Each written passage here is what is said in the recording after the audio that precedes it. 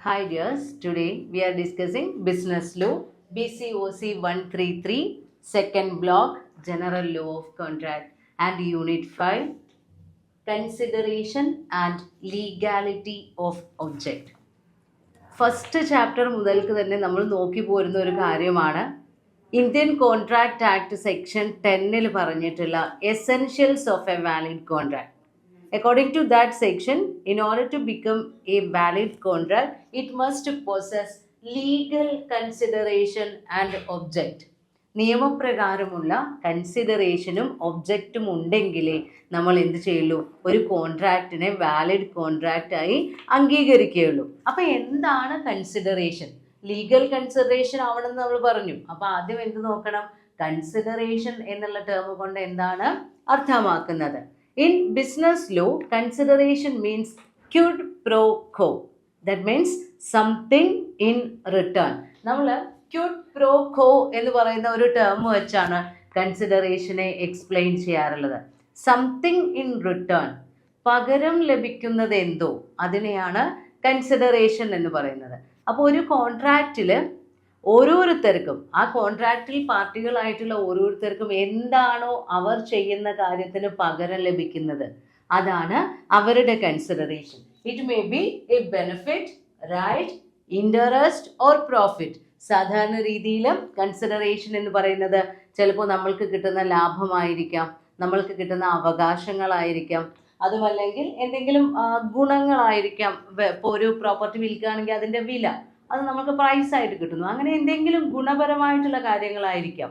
അതേസമയം consideration may be forbearance, loss, detriment etcetera. ഇതിന് വിപരീതവും വരാം. ചില സമയത്ത് നമ്മൾ ചെയ്യുന്ന കാര്യത്തിന് പകരമായി എന്തെങ്കിലും സാക്രിഫൈസ് ആയിരിക്കും, നമ്മൾക്ക് നഷ്ടമായിരിക്കും സംഭവിക്കുന്നത്. എന്ത് തന്നെയാണെങ്കിലും ഒരു കോൺട്രാക്റ്റിൽ എൻ്റർ ചെയ്തിട്ടുള്ള പാർട്ടികൾക്ക് അവർ ചെയ്യുന്ന കാര്യത്തിന് പകരമായി അവർക്ക് ലഭിക്കുന്നത് എന്താണോ അതിനെയാണ് കൺസിഡറേഷൻ എന്നുള്ള ടേം കൊണ്ട് അർത്ഥമാക്കുന്നത്. അപ്പോൾ ഓരോരുത്തരും ഇപ്പോൾ പൊള്ളാക്ക് ഒക്കെ അദ്ദേഹത്തിൻ്റെ ബുക്കിൽ ഡിഫൈൻ ചെയ്തിട്ടുണ്ട് എന്താണ് കൺസിഡറേഷൻ. പൊള്ളാക്ക് ഓൺ കോൺട്രാക്ട്സ് എന്ന് പറയുന്ന ബുക്കിൽ അദ്ദേഹം പറയുന്നത് consideration is the price for which the promise of the other is bought and the promise thus given for value is enforceable. ഒരാളുടെ വാഗ്ദാനം ഇങ്ങോട്ട് വാങ്ങുന്നതിന് പകരമായി നമ്മൾ കൊടുക്കുന്ന വിലയാണ് കൺസിഡറേഷൻ. കാരണം അങ്ങനെയുള്ള പ്രോമിസുകൾക്ക് എൻഫോഴ്സിബിലിറ്റി ഉള്ളൂ. വില കൊടുത്ത് വാങ്ങുന്ന പ്രോമിസുകൾ, അതിനാണ് കോടതിക്ക് മുന്നിൽ എൻഫോഴ്സിബിലിറ്റി ലഭിക്കുന്നത്. അതല്ലെങ്കിൽ ഒരു വാഗ്ദാനം ഇങ്ങോട്ട് സ്വീകരിക്കുന്നതിന് പകരമായി അങ്ങോട്ട് നമ്മൾ കൊടുക്കുന്ന അതിൻ്റെ മൂല്യമാണ് കൺസിഡറേഷൻ എന്നാണ് പൊള്ളാക്ക് ഡിഫൈൻ ചെയ്തിട്ടുള്ളത്. ഇനി ഇന്ത്യൻ കോൺട്രാക്ട് ആക്ടിൽ സെക്ഷൻ 2 സബ്സെക്ഷൻ ഡിയിൽ കൺസിഡറേഷനെ ഡിഫൈൻ ചെയ്തിട്ടുണ്ട്. According to that section, when at the desire of the promiser, the promisee or any other person has done or abstained from doing, or does or abstains from doing, or promised to do or abstain from doing something, such act or abstinence or promise is called a consideration for a promise. അപ്പോൾ section 2 subsection ഡിയിൽ എന്താണ് consideration എന്നുള്ളത് contract ആക്ടിൽ define ചെയ്തിട്ടുണ്ട്. ഈ section പ്രകാരം consideration എന്ന് പറയുന്നത് എങ്ങനെയാണ്? When at the desire of the promisor, പ്രോമിസറുടെ ഇഷ്ടത്തിനനുസരിച്ച്, ആരാണോ വാഗ്ദാനം നൽകുന്നത് അദ്ദേഹത്തിന്റെ താല്പര്യത്തിനനുസരിച്ച്, ദ പ്രോമിസി, പ്രോമിസിയോ ഓർ എനി അതർ പേഴ്സൺ, പ്രോമിസിയോ അല്ലെങ്കിൽ മറ്റേതെങ്കിലും വ്യക്തികളോ, ഹാസ് ഡൺ, അവർ ചെയ്ത് കഴിഞ്ഞിട്ടുണ്ട് എന്തെങ്കിലും ഒരു കാര്യം, പ്രോമിസറുടെ ഇഷ്ടത്തിനനുസരിച്ച് പ്രോമിസിയോ മറ്റേതെങ്കിലും ഒരു വ്യക്തിയോ ചെയ്ത് കഴിഞ്ഞിട്ടുണ്ട്. ഓർ അബ്സ്റ്റെയിൻഡ് ഫ്രം ഡൂയിങ്, അല്ലെങ്കിൽ എന്തെങ്കിലും ചെയ്യുന്നതിൽ നിന്ന് അവർ പിൻവാങ്ങിയിട്ടുണ്ട്, അതായിരിക്കാം. ഓർ അല്ലെങ്കിൽ does or abstains from doing, ഇപ്പോൾ അവർ ചെയ്തുകൊണ്ടിരിക്കുകയായിരിക്കാം, അല്ലെങ്കിൽ എന്തെങ്കിലും ഒരു കാര്യം ചെയ്യുന്നതിൽ നിന്ന് ജസ്റ്റ് നൗ പിൻവാങ്ങുകയായിരിക്കാം. ഓർ അതുമല്ലെങ്കിൽ പ്രോമിസസ് ടു ഡു, പിന്നീട് എപ്പോഴെങ്കിലും ചെയ്യാം എന്ന് പറയുകയായിരിക്കാം. Or abstain from doing something, പിന്നീട് എപ്പോഴെങ്കിലും ഒരു കാര്യം ചെയ്യുന്നതിൽ നിന്ന് നമ്മൾ പിന്മാറാം എന്ന് പറയുകയായിരിക്കാം. 3 സ്റ്റേജ് ആണ് പറയുന്നത്, പാസ്റ്റ്, പ്രസന്റ്, ഫ്യൂച്ചർ. ഒന്നുകിൽ അവർ ചെയ്തു കഴിഞ്ഞിട്ടുണ്ടായിരിക്കും, അല്ലെങ്കിൽ പിൻവാങ്ങിയിട്ടുണ്ടായിരിക്കും, അല്ലെങ്കിൽ ചെയ്തുകൊണ്ടിരിക്കുകയാവും, പിൻവാങ്ങിക്കൊണ്ടിരിക്കുകയാവും, അല്ലെങ്കിൽ ചെയ്യാമെന്ന് പിന്നീട് എപ്പോഴെങ്കിലും ചെയ്യാമെന്ന് സമ്മതിക്കുകയായിരിക്കും, അല്ലെങ്കിൽ പിൻവാങ്ങാമെന്ന് സമ്മതിക്കുകയായിരിക്കും.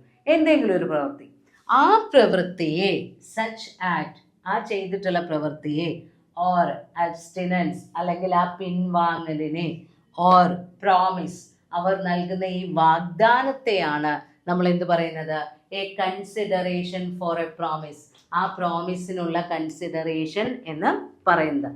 അതായത് ചുരുക്കി പറയുകയാണെങ്കിൽ ഒരു പ്രോമിസ് ഇങ്ങോട്ട് സ്വീകരിക്കുന്നതിന് പകരമായി പ്രോമിസറുടെ താല്പര്യപ്രകാരം പ്രോമിസിയോ മറ്റേതെങ്കിലും വ്യക്തികളോ എന്തെങ്കിലും ഒരു കാര്യം ചെയ്യുകയോ അല്ലെങ്കിൽ ചെയ്യുന്നതിൽ നിന്ന് പിന്മാറുകയോ ചെയ്തിട്ടുണ്ടെങ്കിൽ അതാണ് അവിടെ ആ പ്രോമിസിന് അവർ പകരം കൊടുക്കുന്ന കൺസിഡറേഷൻ. ഇപ്പോൾ എക്സാമ്പിൾ പറയുകയാണെങ്കിൽ, A agrees to sell his house to B for ₹10 lakh. A എന്തിന് സമ്മതിക്കാണ്, അദ്ദേഹത്തിന്റെ വീട് ബിക്ക് വിൽക്കാൻ വേണ്ടി സമ്മതിക്കാണ്. എത്ര രൂപയ്ക്കാണ്? 10 ലക്ഷം. 10 ലക്ഷം രൂപയ്ക്ക്. Here B is promise to pay ₹10 ലക്ഷം. അപ്പൊ ആ കേസിൽ നോക്കി നോക്കൂ, എയും ബിയും 2 പേരാണ് പാർട്ടീസ് ആയിട്ട് വരുന്നത്. എ ബിക്ക് തൻ്റെ സ്വന്തം ഹൗസ് നൽകുന്നു, പകരം ബി ഇങ്ങോട്ട് എന്ത് കൊടുക്കണം? 10 ലക്ഷം രൂപ കൊടുക്കണം. അപ്പൊ എയെ സംബന്ധിച്ചിടത്തോളം വീട് അങ്ങോട്ട് നൽകുന്നതിന് പകരമായി 10 ലക്ഷം ഇങ്ങോട്ട് ലഭിക്കുന്നു. ബിയുടെ കാര്യത്തിലോ 10 ലക്ഷം അങ്ങോട്ട് കൊടുക്കുന്നതിന് പകരമായി ബിക്ക് എന്ത് ലഭിക്കുന്നു? ആ വീട് ലഭിക്കുന്നു. അപ്പൊ 2 പേർക്കും കൺസിഡറേഷൻ ഉണ്ട്, 2 പേരും പ്രോമിസ് ചെയ്യുന്നുണ്ട്. ഞാൻ എൻ്റെ വീട് തരാമെന്ന് എ പ്രോമിസ് ചെയ്യുന്നു, പകരം 10 ലക്ഷം രൂപ കൺസിഡറേഷനായി നൽകാമെന്ന് ബിയും പ്രോമിസ് ചെയ്യുന്നു. അപ്പോൾ ഒരു കോൺട്രാക്റ്റിൽ ഏർപ്പെടുന്ന 2 പേർക്കും കൺസിഡറേഷൻ ലഭിക്കുന്നുണ്ട്. അതേപോലെ തന്നെ വേറൊരു എക്സാമ്പിൾ പറയുന്നുണ്ട്, X promises his debtor Y not to file a suit against him for 1 year on Y's agreeing to pay him ₹1000 more. Here the abstinence of X is the consideration for Y's promise to pay. അതായത് X അദ്ദേഹത്തിൻ്റെ debtor ആയിട്ടുള്ള വൈയോട് ഒരു promise കൊടുക്കുകയാണ്, case കൊടുക്കുന്നില്ല, അവർക്കെതിരെ case കൊടുക്കുന്നില്ല. എങ്ങനെയാണെങ്കിൽ 1000 രൂപ അധികം നൽകുകയാണെങ്കിൽ ഞാൻ നിനക്കെതിരെ കേസ് കൊടുക്കില്ല എന്ന് എക്സ് പറയാം. അപ്പോൾ വൈ സമ്മതിച്ചു, ഓക്കെ ഞാൻ 1000 രൂപ തരാം, പകരം നിങ്ങൾ കേസിന് പോവേണ്ട എന്ന് വൈ പറയുന്നുണ്ട്. അപ്പോൾ എക്സ് അവിടെ കേസ് കൊടുക്കുന്നതിൽ നിന്ന് പിൻവാങ്ങുകയാണ് ചെയ്യുന്നത്, അബ്സ്റ്റിനൻസ് ആണ്. അപ്പോൾ ആ അബ്സ്റ്റിനൻസ് ആണ് ആ കേസിലെ കൺസിഡറേഷൻ. അപ്പോൾ കൺസിഡറേഷൻ എന്ന് പറയുന്നത് ഒരു പ്രോമിസിന് പകരമായി ലഭിക്കുന്ന അവകാശങ്ങളാവാം, നഷ്ടമാവാം, ഫോർബിയറൻസ് ആവാം, എന്തെങ്കിലും ഒരു ആക്ട് ചെയ്യുന്നതാവാം, ആക്റ്റിൽ നിന്ന് പിന്മാറുന്നതാവാം. എങ്ങനെയാണെങ്കിലും കൺസിഡറേഷൻ ഉണ്ടെങ്കിലേ കോൺട്രാക്റ്റ് ഉള്ളൂ. മെയിൻ റൂൾ എന്ന് പറയുന്നത്, if there is no consideration there will be no contract. Nudum pactum എന്നാണ് നമ്മൾ ആ കൺസെപ്റ്റിനെ പറയാം. പ്രോമിസസ് വിത്തൗട്ട് കൺസിഡറേഷനെ ന്യൂഡം പാക്റ്റം, അതായത് ഒരു പ്രോമിസിൽ കൺസിഡറേഷൻ ഇല്ലെങ്കിൽ, അതല്ലെങ്കിൽ ഒരു കോൺട്രാക്റ്റിൽ വാലിഡ് ആയിട്ടുള്ള ലോഫുൾ കൺസിഡറേഷൻ ഇല്ലെങ്കിൽ ആ കോൺട്രാക്റ്റിന് ലീഗൽ വാലിഡിറ്റി ഇല്ല എന്നാണ് പൊതു നിയമം. എക്സെപ്ഷൻസ് ഉണ്ട് ഏതൊരു റൂളിലും, അത് തന്നെ ഒരു റൂളാണ്. Every rule has exception. ഏത് നിയമം പറയുകയാണെങ്കിലും അതിന് ചെറിയ ചില എക്സെപ്ഷണൽ കേസുകൾ ഉണ്ടായിരിക്കാം. അതേപോലെ ഇതിനും എക്സെപ്ഷൻസ് ഉണ്ട്. പക്ഷെ പൊതുവെ കൺസിഡറേഷൻ ഇല്ലെങ്കിൽ കോൺട്രാക്റ്റ് ഇല്ല എന്നാണ് ബിസിനസ് ലോവിൻ്റെ നിയമം. അപ്പോൾ ഇതിൽ എക്സാമ്പിൾ ആയിട്ട് പറയുന്നുണ്ട്, അബ്ദുൽ അസീസ് വേഴ്സസ് മാസൂം അലി, അവർക്കിടയിൽ ഉണ്ടായ ഒരു കേസാണ്.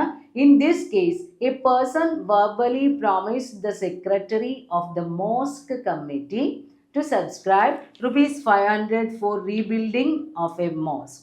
Later, he declined to pay the said amount.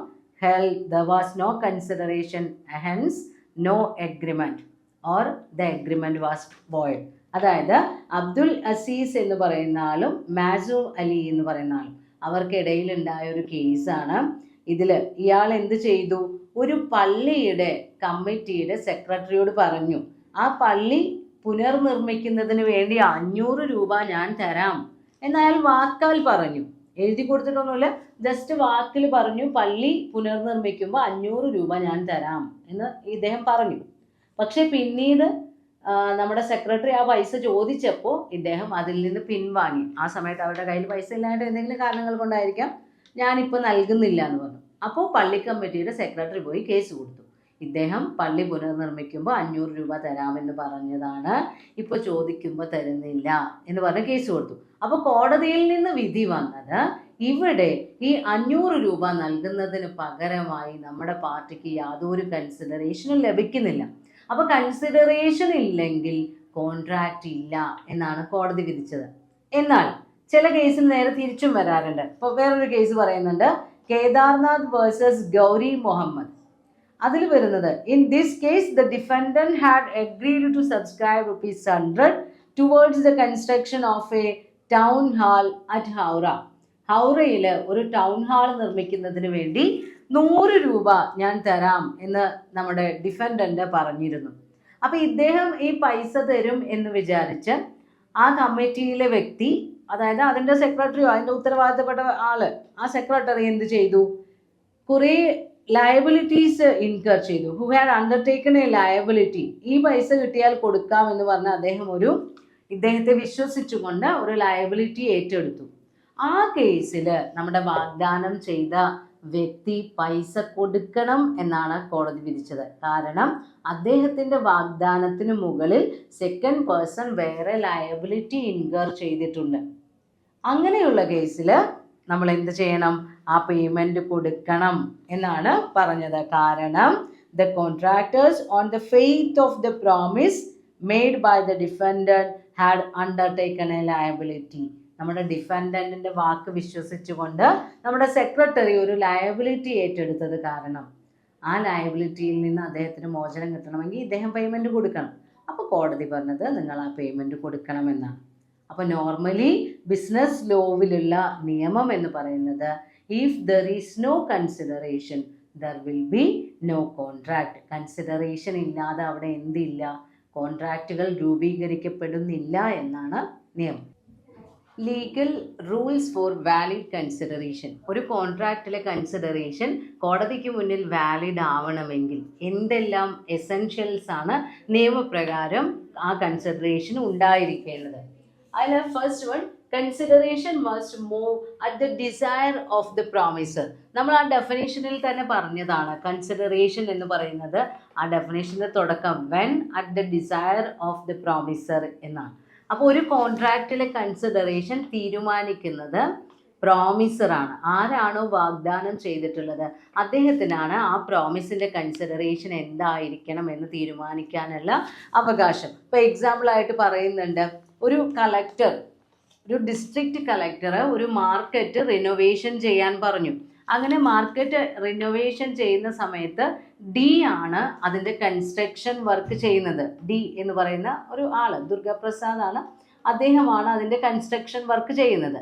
അപ്പോൾ ആ കൺസ്ട്രക്ഷൻ വർക്ക് ചെയ്യുമ്പോൾ അവിടെയുള്ള സെല്ലേഴ്സിനോട് അദ്ദേഹം ഒരു ടേം വെച്ചിരുന്നു, അല്ലെങ്കിൽ ഒരു കൺസിഡറേഷൻ ചോദിച്ചിരുന്നു. നിങ്ങൾക്ക് സെയിൽസ് ഉണ്ടാകുന്ന സമയത്ത് അതിൻ്റെ ഒരു എത്ര ആർട്ടിക്കിൾസ് ആണോ വിറ്റു പോകുന്നത് അതിൻ്റെ ഒരു നിശ്ചിത പെർസെൻറ്റേജ് ഇദ്ദേഹത്തിന് കമ്മീഷനായി കൊടുക്കാമെന്ന് സെല്ലേഴ്സ് സമ്മതിച്ചിരുന്നു. ഈ ദുർഗാപ്രസാദും അങ്ങനെ ഒരു ടേംസിൽ എത്തിയിരുന്നു സെല്ലേഴ്സുമായിട്ട്. പക്ഷെ കോടതി വിധിച്ചത് ഇങ്ങനെയുള്ള പൈസ ഇദ്ദേഹത്തിന് കൊടുക്കാൻ യാതൊരു ബാധ്യതയും അവർക്കില്ല. കാരണം എന്താണ്, voluntarily for a third person. ഈ ദുർഗാപ്രസാദ് കളക്ടർക്ക് വേണ്ടിയാണ് ആ കൺസ്ട്രക്ഷൻ നടത്തിയത്. അപ്പോൾ ഇദ്ദേഹം ഡീലേഴ്സുമായിട്ടുണ്ടാക്കിയ കോൺട്രാക്റ്റ് വാലിഡ് അല്ല. കാരണം പ്രോമിസർ ആരാണ്, ആ ബിൽഡിംഗ് കെട്ടിക്കൊടുക്കുന്നത് ആരാണ്, കളക്ടറാണ്. അപ്പോൾ കോടതി വിധിച്ചത് there was no consideration because the money was not spend by the plaintiff at the request of the defendants. നമ്മുടെ കടക്കാർ പറഞ്ഞിട്ടല്ല ഇദ്ദേഹം ബിൽഡിംഗ് കെട്ടിക്കൊടുത്തത്, പകരം ആര് പറഞ്ഞിട്ടാണ്, വേറൊരു തേർഡ് പേഴ്സൺ, നമ്മുടെ കളക്ടർ പറഞ്ഞിട്ടാണ് ബിൽഡിംഗ് കൺസ്ട്രക്ട് ചെയ്തിട്ടുള്ളത്. അപ്പോൾ ഇദ്ദേഹത്തിന് കമ്മീഷൻ അവരോട് ചോദിച്ചു വാങ്ങാനുള്ള അവകാശമില്ല എന്നാണ് കോടതി പറഞ്ഞത്. അതേപോലെ തന്നെ പ്രോമിസർ നിർദ്ദേശിക്കുകയാണെങ്കിൽ വേറെ ആർക്കെങ്കിലും കൊടുത്താലും മതി കൺസിഡറേഷൻ. ഇതിൽ National Bank of Upper India versus Bansidhar, ആ കേസിൽ എയും ബിയും സിയും 3 പേരായിട്ടാണ് പറഞ്ഞിട്ടുള്ളത്. അപ്പോൾ പ്രോമിസറിന്റെ നിർദ്ദേശപ്രകാരം ഒരു പ്രോമിസറി നോട്ട് തേർഡ് പേഴ്സണ് വേണ്ടി പാസ്സാക്കാനാണ് പ്രോമിസർ ബാങ്കിനോട് റിക്വസ്റ്റ് ചെയ്തത്. ബാങ്ക് അതുപോലെ ചെയ്തു. അപ്പോൾ പ്രോമിസറുടെ താല്പര്യമാണ് എത്ര രൂപ കൺസിഡറേഷൻ വേണം, അത് ആർക്ക് നൽകണം എന്നൊക്കെ നിർദ്ദേശിക്കാനുള്ള അവകാശം പ്രോമിസർക്കാണ്. രണ്ടാമത്തെ റൂളായിട്ട് പറയുന്നത് consideration may move from the promisee or any other person. ഈ കൺസിഡറേഷൻ നൽകാനുള്ള ബാധ്യത അത് ആരാണ് നൽകുന്നത്? ഒന്നുകിൽ പ്രോമിസി, അതല്ലെങ്കിൽ പ്രോമിസിക്ക് വേണ്ടി മറ്റാരെങ്കിലും, എനി അതർ പേഴ്സൺ. ഇപ്പൊ നമ്മുടെ വീട്ടിൽ ഒരു ബൈക്ക് വാങ്ങിച്ചു, മകന് വേണ്ടി അച്ഛനാണ് ബൈക്ക് വാങ്ങിച്ചത് എന്ന് വിചാരിക്കാം. ബൈക്ക് മകന് വേണ്ടിയാണ്, പക്ഷെ പൈസ കൊടുക്കുന്നത് അച്ഛനായിരിക്കും. അതേപോലെ ഒന്നുകിൽ പ്രോമിസി ആയിരിക്കാം കൊടുക്കുന്നത്, അല്ലെങ്കിൽ വേറെ ആരെങ്കിലും ആവാം. ശരിക്ക് ഇങ്ങനെ വേറെ ഒരാൾ എന്ന് പറയുമ്പോൾ സ്ട്രേഞ്ചർ ടു എ കോൺട്രാക്റ്റ് ആണ്, അല്ലെങ്കിൽ സ്ട്രേഞ്ചർ ടു കൺസിഡറേഷൻ ആണ്. പ്രിവിറ്റി ഓഫ് കൺസിഡറേഷൻ അല്ലെങ്കിൽ ഡോക്ട്രിൻ ഓഫ് കൺസിഡറേഷൻ എന്നൊക്കെ നമ്മൾ ഇതിനെ പറയാറുണ്ട്. കാരണം വേറൊരു വ്യക്തി നമ്മൾക്ക് കൺസിഡറേഷൻ കൊടുക്കുകയാണ്, പ്രോമിസി അല്ലാതെ. അപ്പോൾ അവിടെ കൺസ്ട്രക്റ്റീവ് കൺസിഡറേഷൻ ആണ് വരുന്നത്. പക്ഷെ എന്നാലും അത് ലീഗലി വാലിഡ് ആണ്. എക്സാമ്പിളായിട്ട് ചിന്നയ്യ വേഴ്സസ് രാമയ്യ, അവരുടെ ഒരു കേസാണ്. അതിൽ എ ചെയ്തിട്ടുള്ളത് ഒരു ഡീഡ്, ഒരു ഗിഫ്റ്റ് ഡീഡ് എഴുതി സ്വന്തം മകളുടെ പേരിൽ അവനവൻ്റെ പ്രോപ്പർട്ടി മുഴുവൻ എഴുതി വെച്ചു. അങ്ങനെ മോളുടെ പേരിൽ അത് എഴുതി വെക്കുമ്പോൾ അദ്ദേഹം ഒരു ഡയറക്ഷൻ കൊടുത്തിരുന്നു മകൾക്ക്. എന്തായിരുന്നു? Daughter should pay an annuity to his brother as had been done by A. അദ്ദേഹം ഇപ്പം എ ആണ് അവരുടെ സ്വത്ത് മുഴുവൻ മകൾക്ക് എഴുതി വെച്ചത്. അപ്പം എ പറഞ്ഞിരുന്നു, ഞാൻ ചെയ്തിരുന്നത് പോലെ എൻ്റെ സഹോദരന് നിങ്ങൾ എന്ത് ചെയ്യണം, എല്ലാ വർഷവും ഒരു നിശ്ചിത സംഖ്യ കൊടുക്കണം എന്ന് മകളോട് പറഞ്ഞു. അപ്പോൾ എയുടെ പ്രോപ്പർട്ടി ഫുൾ എഴുതി വെച്ചിട്ടാണ് എ ഡോക്ടർക്ക് ആ നിർദ്ദേശം കൊടുത്തത്. അപ്പോൾ മകൾക്ക് ആ പേയ്മെൻറ്റ് കൊടുക്കാനുള്ള ബാധ്യതയുണ്ട്. പിന്നീട് ഈ മകള് ഈ അങ്കിളിന്, അതായത് ഇയാളുടെ ബ്രദറിനാണല്ലോ ഈ പൈസ കൊടുക്കേണ്ടത്, അത് കൊടുക്കില്ല എന്ന് പറഞ്ഞപ്പോൾ കോടതി പറഞ്ഞു, the words the promisee or any other person, പ്രോമിസിയോ അല്ലെങ്കിൽ മറ്റു വ്യക്തികൾക്കോ കൺസിഡറേഷൻ കൊടുക്കാം. അതുകൊണ്ട് തന്നെ A's brother was entitled to maintain the suit. അപ്പോൾ എയുടെ ബ്രദറിന് ഈ മകളിൽ നിന്ന് ആ പൈസ കിട്ടുവാനുള്ള അവകാശമുണ്ട് എന്നാണ് കോടതി വിധിച്ചത്. അപ്പോൾ കൺസിഡറേഷൻ ഒന്നുകിൽ പ്രോമിസിക്ക് നൽകാം, അല്ലെങ്കിൽ വേറെ ആർക്കെങ്കിലും നൽകാം. ദെൻ മൂന്നാമതായി പറയുന്നത് consideration may be past, present or future.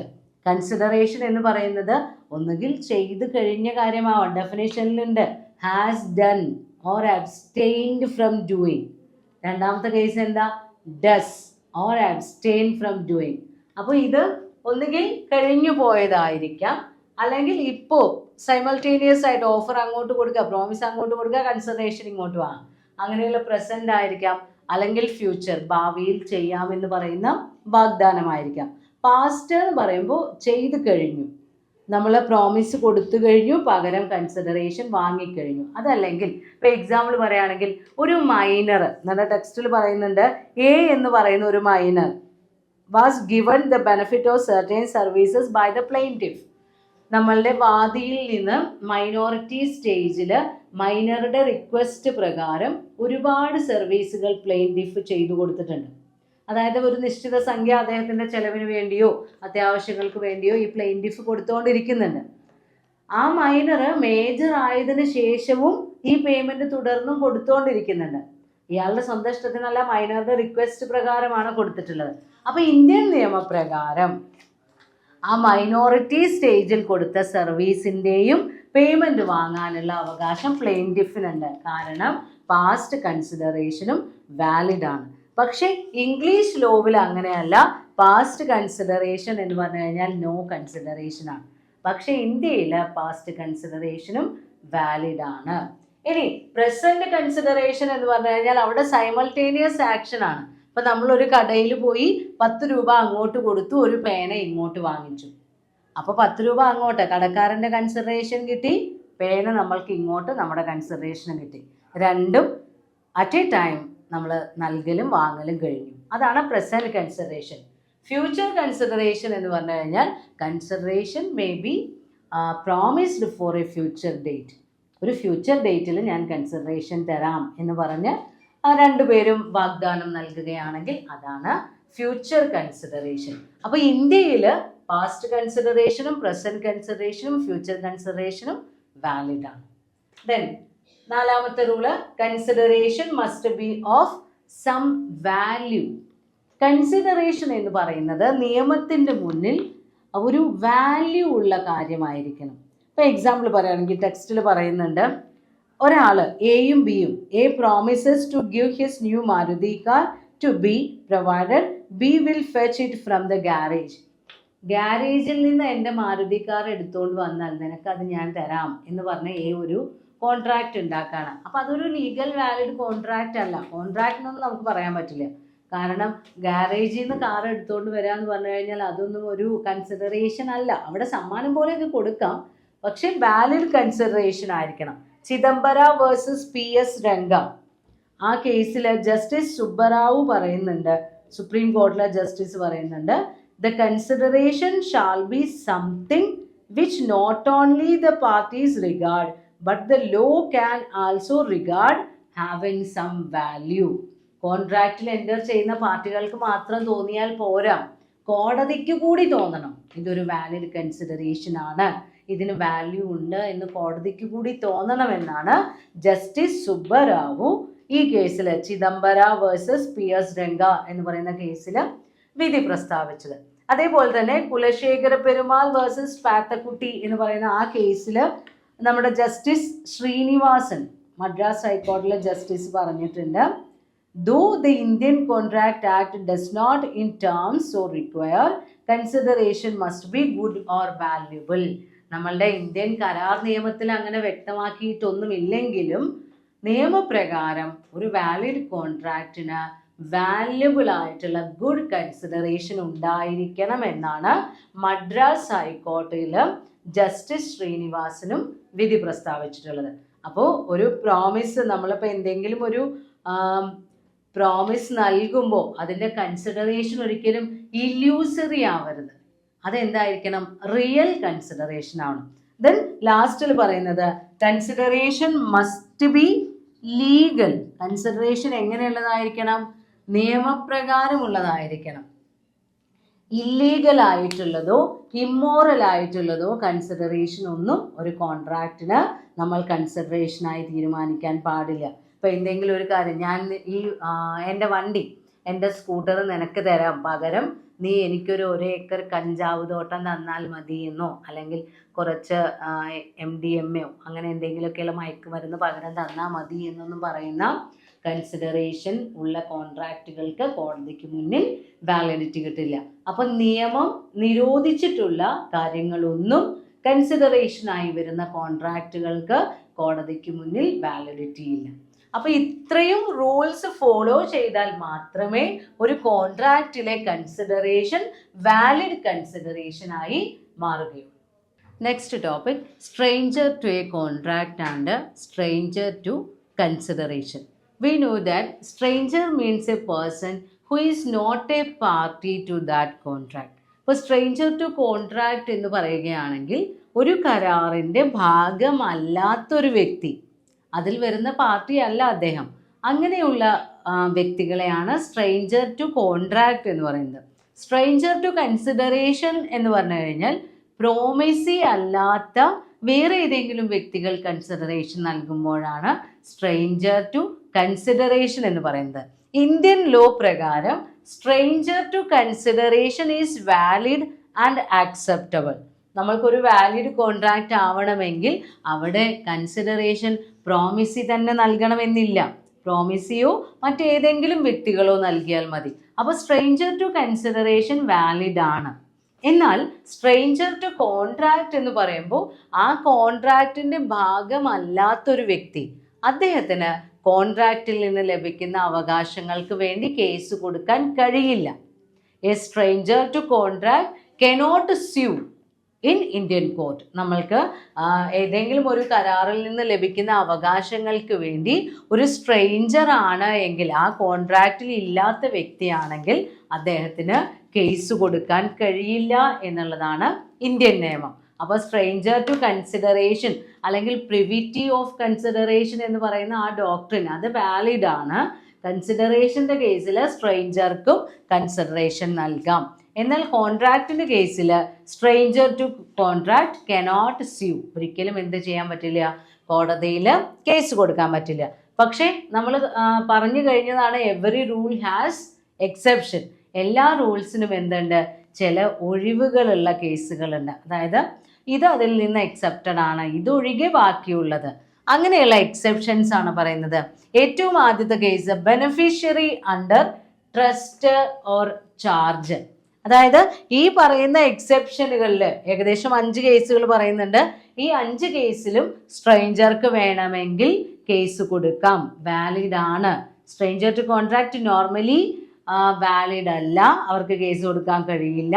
പക്ഷെ എക്സെപ്ഷണൽ കേസുകളിൽ കേസ് കൊടുക്കാം. അപ്പോൾ ഒന്നാമത്തെ കേസ് ബെനഫിഷ്യറി ആണ്. അതിൽ എക്സാമ്പിളായിട്ട് പറഞ്ഞിട്ടുള്ളത് കാജ മുഹമ്മദ് വേഴ്സസ് ഹുസൈനി ബീഗം, അവരുടെ കേസാണ് പറയുന്നത്. H sued her father-in-law K to recover rupees 15,000 being the arrears of allowances called Karchi I Pandan അല്ലെങ്കിൽ ബെറ്റൽ ബോക്സ് എക്സ്പെൻസസ് എന്നാണ് പറയുന്നത്. അവർക്ക് കിട്ടുന്ന ഒരു പോക്കറ്റ് മണി പോലെ, pin money, payable to her by K under an agreement made between K and H's father in consideration of H's marriage to K's son D. ഈ കേസിൽ എന്താ പറയുന്നത്, കാജ മുഹമ്മദ് എന്ന് പറയുന്ന ആളുമുണ്ട്, ഹുസൈനി ബീഗം എന്ന് പറയുന്ന അദ്ദേഹത്തിൻ്റെ മരുമകളുമുണ്ട്. അപ്പോൾ കല്യാണം നടന്ന സമയത്ത് ഈ ഹുസൈനി ബീഗത്തിൻ്റെ അച്ഛൻ ഒരു എഗ്രിമെൻ്റ് വെച്ചിരുന്നു. കാജ മുഹമ്മദിൻ്റെ മകന് ഈ ഹുസൈനി ബീഗത്തിനെ കല്യാണം കഴിച്ചു കൊടുക്കണമെങ്കിൽ ആ കുട്ടിക്ക് 15,000 രൂപ അവളുടെ അല്ലറ ചില്ലറ ചെലവുകൾക്കായിട്ട്, അതിന് ഖർച്ചി ഐ പാൻഡൻ എന്നാണ് അവർ പേര് പറയുന്നത്, പിൻമണി അല്ലെങ്കിൽ ബെറ്റൽ ബോക്സ് എക്സ്പെൻസ്, ചെല്ലപ്പെട്ടി ചെലവ് എന്നൊക്കെയാണ് പറയുന്നത്. അപ്പോൾ അങ്ങനെയുള്ള പൈസയായിട്ട് കൊടുക്കണം എന്ന് ഈ പെൺകുട്ടിയുടെ അച്ഛൻ കല്യാണ സമയത്ത് എഗ്രിമെൻ്റ് വെച്ചിരുന്നു. അപ്പോൾ പെൺകുട്ടി ആ എഗ്രിമെൻറ്റിൽ ഇല്ല. കല്യാണ ചെക്കൻ്റെ അച്ഛനും പെൺകുട്ടിയുടെ അച്ഛനും തമ്മിലാണ് എഗ്രിമെൻറ്റിൽ ഏർപ്പെട്ടിട്ടുള്ളത്. പക്ഷേ ഈ ഫാദറിൻലോ ഈ പൈസ കൊടുക്കാതെ ആയപ്പോൾ മരുമകൾ കേസിന് പോയി.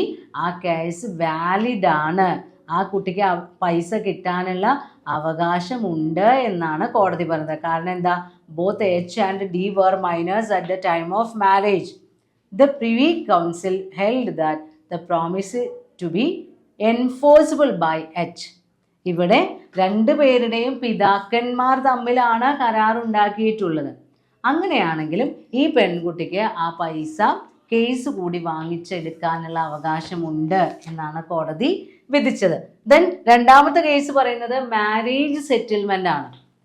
നമ്മളുടെ കുടുംബത്തിലുള്ള ആരുടെയെങ്കിലും വിവാഹവുമായി സംബന്ധിച്ചുകൊണ്ട് നമ്മൾ എന്തെങ്കിലും എഗ്രിമെൻറ്റുകളൊക്കെ ഉണ്ടാക്കിയിട്ടുണ്ടെങ്കിൽ അതിൽ മെമ്പർ അല്ലാത്ത, ചിലപ്പോൾ ആ വിവാഹത്തിന് പോകേണ്ട പെൺകുട്ടി ചിലപ്പോൾ അതിൽ ആ കരാറിൽ ഭാഗമൊന്നും ആവില്ല, പക്ഷെ അവർക്ക് എന്ത് ചെയ്യാം, കേസ് കൊടുക്കാം. എക്സാമ്പിൾ പറയുന്നത് റെക്മണ്ട് ബായ് വേഴ്സസ് ഗോവിന്ദ്. അതിൽ പറയുന്നത് ജോയിൻറ്റ് ഹിന്ദു ഫാമിലി സിസ്റ്റത്തിൽ പെൺകുട്ടികളുടെ കല്യാണം, അവരുടെ അതിനു വേണ്ടി വരുന്ന ചെലവുകളുണ്ടല്ലോ, അതിനു വേണ്ടി മെയിൽ മെമ്പേഴ്സ് തമ്മിൽ പാർട്ടീഷൻ നടത്തുമ്പോൾ എന്തെങ്കിലും എഗ്രിമെൻറ്റുകൾ വെച്ചിട്ടുണ്ടെങ്കിൽ, അതായത് പുരുഷന്മാർ ഭാഗം നടത്തുന്ന സമയത്ത് അവർ ചിലപ്പോൾ വല്ല വകുപ്പുകളും വെച്ചിട്ടുണ്ടാവും. സ്ത്രീകളുടെ വിവാഹം വരുമ്പോൾ ഇന്ന രീതിയിൽ ചെലവഴിക്കണം എന്ന് പറഞ്ഞ് വകുപ്പ് വെച്ചിട്ടുണ്ടാവും. അപ്പോൾ അതിൽ ഈ ഫീമെയിൽ മെമ്പേഴ്സ് പാർട്ടികളല്ലെങ്കിലും അവർക്ക് എന്ത് ചെയ്യാം, ആ വിവാഹ ചെലവ് നേടിയെടുക്കാൻ വേണ്ടി കേസ് കൊടുക്കാനുള്ള അവകാശമുണ്ട്. മൂന്നാമത്തേതായി അക്നോളജ്മെൻറ്റ് ഓഫ് ലയബിലിറ്റി അല്ലെങ്കിൽ എസ്റ്റോപ്പൽ. വേറൊരാൾക്ക് നേർക്കുള്ള ബാധ്യത നമ്മൾ ഏറ്റെടുക്കുകയാണെങ്കിൽ ആ ബാധ്യത നടപ്പിലാക്കാൻ നമ്മൾ ബാധ്യസ്ഥരാണ്. ഇതിൽ എക്സാമ്പിൾ പറയുന്നത് X receives money from Y for paying it to Z. സെഡിന് കൊടുക്കേണ്ട പൈസയാണ്, അത് വൈയുടെ കയ്യിൽ നിന്ന് ആര് വാങ്ങിച്ചു? എക്സ് വാങ്ങിച്ചു. സെഡിന് നൽകേണ്ട പൈസയാണ്, വൈ ആണ് പൈസ കൊടുക്കേണ്ടത്. ആ പൈസ എക്സ് വാങ്ങിച്ചു വെച്ചു. And X admit to Z the receipt of the total amount. എന്നിട്ട് എക്സ് സെഡിനോട് പറയാണ്, എല്ലാ പൈസയും എൻ്റെ കയ്യിൽ കിട്ടിയിട്ടുണ്ട് കേട്ടോ എന്ന് വിവരം അറിയിക്കുകയും ചെയ്തു. Then X becomes the agent of Z and will be liable to pay the amount to him. അപ്പോൾ ഈ കേസിൽ യഥാർത്ഥത്തിൽ വൈ ആണ് സെഡിന് പൈസ കൊടുക്കാനുള്ളത്. പക്ഷേ ആ പൈസ ആര് വാങ്ങിച്ചു വെച്ചു? എക്സ് വാങ്ങിച്ചു വെച്ചു. അപ്പോൾ സെഡ് വാങ്ങുന്നതിന് പകരമായി എക്സ് വാങ്ങിച്ചു വെച്ചു. അപ്പോൾ സെഡിൻ്റെ ഏജന്റിനെ പോലെയാണ് എക്സ് പ്രവർത്തിച്ചത്. അതുകൊണ്ട് തന്നെ ആ പൈസ കൊടുക്കാനുള്ള ബാധ്യത എക്സിനുണ്ട്. അതാണ് അക്നോളജ്മെന്റ് ഓഫ് ലയബിലിറ്റി അല്ലെങ്കിൽ എസ്റ്റോപ്പൽ. ദെൻ നാലാമതായി പറയുന്നത് ഫാമിലി സെറ്റിൽമെന്റ് ആണ്. അത് ഈ മാരേജ് സെറ്റിൽമെന്റ് പോലെ തന്നെയാണ്. ഫാമിലിയിലൊക്കെ വല്ല ഭാഗം നടക്കുമ്പോഴോ അല്ലെങ്കിൽ എന്തെങ്കിലും ചില കാര്യങ്ങൾ തീരുമാനിക്കുമ്പോഴോ ഒരു സെറ്റിൽമെന്റ് മെമ്പേഴ്സ് തമ്മിൽ ഉണ്ടാക്കിയിട്ടുണ്ടെങ്കിൽ അതിൽ മെമ്പർമാരല്ലാത്ത ആളുകളുണ്ടായിരിക്കും. ഇപ്പോൾ ചിലപ്പോൾ ചില സ്ത്രീകളെയൊന്നും അല്ലെങ്കിൽ ആ വീട്ടിൽ ആ സമയത്ത് ഇല്ലാത്തവരൊന്നും അതിൽ ഉൾപ്പെട്ടിട്ടുണ്ടാവില്ല. പക്ഷേ അവർക്കും അതിൻ്റെ ബെനിഫിറ്റ് എൻജോയ് ചെയ്യാനുള്ള അവകാശമുണ്ട്. അതിൽ ഷുപ്പു വേഴ്സസ് സുബ്രഹ്മണ്യം ആ കേസിൽ കോടതി പറഞ്ഞിട്ടുണ്ട്, in case of family settlement, if the terms of the settlement are reduced in to writing, the members of the family who originally had not been parties to the settlement may enforce the agreement. അപ്പോൾ ആ family settlement എങ്ങനെയാണ് എഴുതി വച്ചിട്ടുള്ളത് എങ്കിൽ അതിനു വേണ്ടി case കൊടുക്കാൻ ആ എഗ്രിമെൻറ്റിൽ അപ്പോൾ ഒപ്പുവെച്ചിട്ടില്ലെങ്കിൽ ആ ഫാമിലിയിലെ മെമ്പേഴ്സായ എല്ലാവർക്കും അവകാശമുണ്ട്. ദെൻ ലാസ്റ്റിൽ വരുന്നത് assignment of contract. Assignment of contract എന്ന് പറയുമ്പോൾ ഏതെങ്കിലും ഒരു കോൺട്രാക്റ്റിലെ എന്തെങ്കിലും അവകാശങ്ങൾ കൈമാറ്റം ചെയ്ത് കൊടുത്തിട്ടുണ്ടെങ്കിൽ അസൈനിക്ക് കേസ് കൊടുക്കാനുള്ള അവകാശമുണ്ട്. കാരണം അസൈനി കോൺട്രാക്റ്റ് രൂപീകരണ സമയത്ത് കോൺട്രാക്റ്റിലെ പാർട്ടി അല്ല. പക്ഷെ അസൈൻമെൻറ്റിലൂടെ ആ കോൺട്രാക്റ്റിൻ്റെ അവകാശം ആർക്ക് ലഭിക്കുന്നുണ്ട്? അസൈനിക്ക് ലഭിക്കുന്നുണ്ട്. അപ്പോൾ അസൈനിക്ക് സ്യൂട്ടിന് പോകാനുള്ള അവകാശമുണ്ട് എന്നാണ് കോടതി വിധിച്ചിട്ടുള്ളത്. ഏത് കേസിൽ? കിഷൻലാൽ സാധു വേഴ്സസ് പ്രമീള ബാലദാസി. ആ കേസിൽ പറഞ്ഞത് ഏതെങ്കിലും ഒരു ബെനഫിറ്റ് അസൈൻമെൻറ്റിലൂടെ കോൺട്രാക്റ്റിൽ ബെനഫിറ്റ് കൈമാറ്റം ചെയ്തിട്ടുണ്ടെങ്കിൽ ആ അസൈനിക്ക് ആ കോൺട്രാക്റ്റ് എൻഫോഴ്സ് ചെയ്യാനുള്ള അവകാശമുണ്ട് എന്നാണ് നമ്മുടെ ഇന്ത്യൻ കോർട്ട് വിധിച്ചിട്ടുള്ളത്. അപ്പോൾ സ്ട്രേഞ്ചർ ടു കൺസിഡറേഷനുമുണ്ട്, സ്ട്രേഞ്ചർ ടു കോൺട്രാക്റ്റുമുണ്ട്. Stranger to consideration valid and acceptable ആണ്. അതായത് പ്രോമിസി അല്ലാതെ വേറെ ആർക്ക് വേണമെങ്കിലും കൺസിഡറേഷൻ നൽകാം. പ്രോമിസിക്കാണ് യഥാർത്ഥത്തിൽ കൊടുക്കാനുള്ള ബാധ്യത. പക്ഷേ പ്രോമിസി തന്നെ കൊടുത്തുകൊള്ളണമെന്ന് നിർബന്ധമില്ല. എന്നാൽ സ്ട്രേഞ്ചർ ടു കോൺട്രാക്റ്റ് എന്ന് പറയുന്നത് ആക്ച്വലി വാലിഡ് അല്ല. ഒരു സ്ട്രേഞ്ചർ ടു കോൺട്രാക്റ്റ്, അതായത് no party to a contract cannot sue in court എന്നാണ്. അവർക്ക് കോൺട്രാക്റ്റിലെ അവകാശങ്ങൾക്ക് വേണ്ടി കേസ് കൊടുക്കാനുള്ള റൈറ്റ് ഇല്ല. എങ്കിൽ കൂടി അവിടെ ചില എക്സെപ്ഷനുകളുണ്ട്. 5 എക്സെപ്ഷനാണ് പറഞ്ഞത്. ആ 5 എക്സെപ്ഷനിലും സ്ട്രേഞ്ചർ ടു കോൺട്രാക്റ്റിന് കോടതിയിൽ കേസ് കൊടുക്കാം. Adequacy of consideration. Legal validity check ചെയ്യുന്ന സമയത്ത് ഒരു കോൺട്രാക്റ്റിൽ കൺസിഡറേഷൻ ആഡിക്വേറ്റ് ആവണം. നമ്മൾ ലീഗൽ റൂൾസിൽ പറഞ്ഞിരുന്നു, ലീഗലി വാലിഡായ കൺസിഡറേഷൻ ആണെങ്കിൽ അതൊരു വാല്യുബിൾ എമൗണ്ട് ആയിരിക്കണം, അല്ലെങ്കിൽ അത് പ്രോപ്പർ ആയിരിക്കണം എന്നുള്ള കാര്യം നമ്മൾ പറഞ്ഞു കഴിഞ്ഞതാണ്. അപ്പോൾ ഈ ആഡിക്വസി അതിൻ്റെ ഇമ്പോർട്ടൻസ് എന്താണ്? Actually consideration is decided by promisor. പ്രോമിസറുടെ ഇഷ്ടത്തിനനുസരിച്ചാണ് കൺസിഡറേഷൻ തീരുമാനിക്കപ്പെടുന്നത്. അപ്പോൾ ഈ കൺസിഡറേഷൻ ഏതെങ്കിലും ഒരു കേസിൽ ഒരു കോൺട്രാക്റ്റ് നമ്മൾ പരിഗണിക്കുന്ന സമയത്ത് കോടതിക്ക് തോന്നുകയാണ് ഇതിൽ കൺസിഡറേഷൻ ആഡിക്വേറ്റ് അല്ല എന്ന് തോന്നിക്കഴിഞ്ഞാൽ ആ ഒരൊറ്റ കാരണം കൊണ്ട് ആ കോൺട്രാക്റ്റ് വോയിഡായി മാറില്ല, അല്ലെങ്കിൽ കോൺട്രാക്റ്റിൻ്റെ വാലിഡിറ്റി നഷ്ടപ്പെടില്ല. കാരണം ആ ഇനാഡിക്വേറ്റ് കൺസിഡറേഷന് നമ്മളുടെ പ്രോമിസർ ഫ്രീ കൺസെൻറ്റ് നൽകിയിട്ടുണ്ടോ എന്ന് കൂടി പരിഗണിക്കണം. അക്കോർഡിംഗ് ടു സെക്ഷൻ 25 എക്സ്പ്ലനേഷൻ 2 25ാമത്തെ സെക്ഷനിൽ സെക്കൻഡ് എക്സ്പ്ലനേഷനിലാണ് ഈ കാര്യം പറഞ്ഞിട്ടുള്ളത്. An agreement to which the consent of the party is freely given is not void merely because of the consideration is inadequate.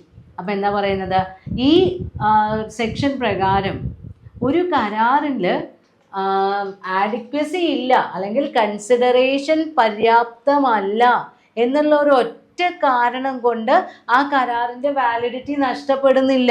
എങ്ങനെയാണെങ്കിൽ consent is freely given, അവർക്ക് അതിന് സമ്മതമാണെങ്കിൽ, നമ്മുടെ പ്രോമിസർക്ക് സമ്പൂർണ്ണ സമ്മതമാണ് കുറഞ്ഞ കൺസിഡറേഷനിൽ ആ കോൺട്രാക്റ്റ് പെർഫോം ചെയ്യാൻ, അങ്ങനെയാണെങ്കിൽ കോൺട്രാക്റ്റിൻ്റെ വാലിഡിറ്റി നഷ്ടപ്പെടുന്നില്ല എന്നാണ് പറയുന്നത്.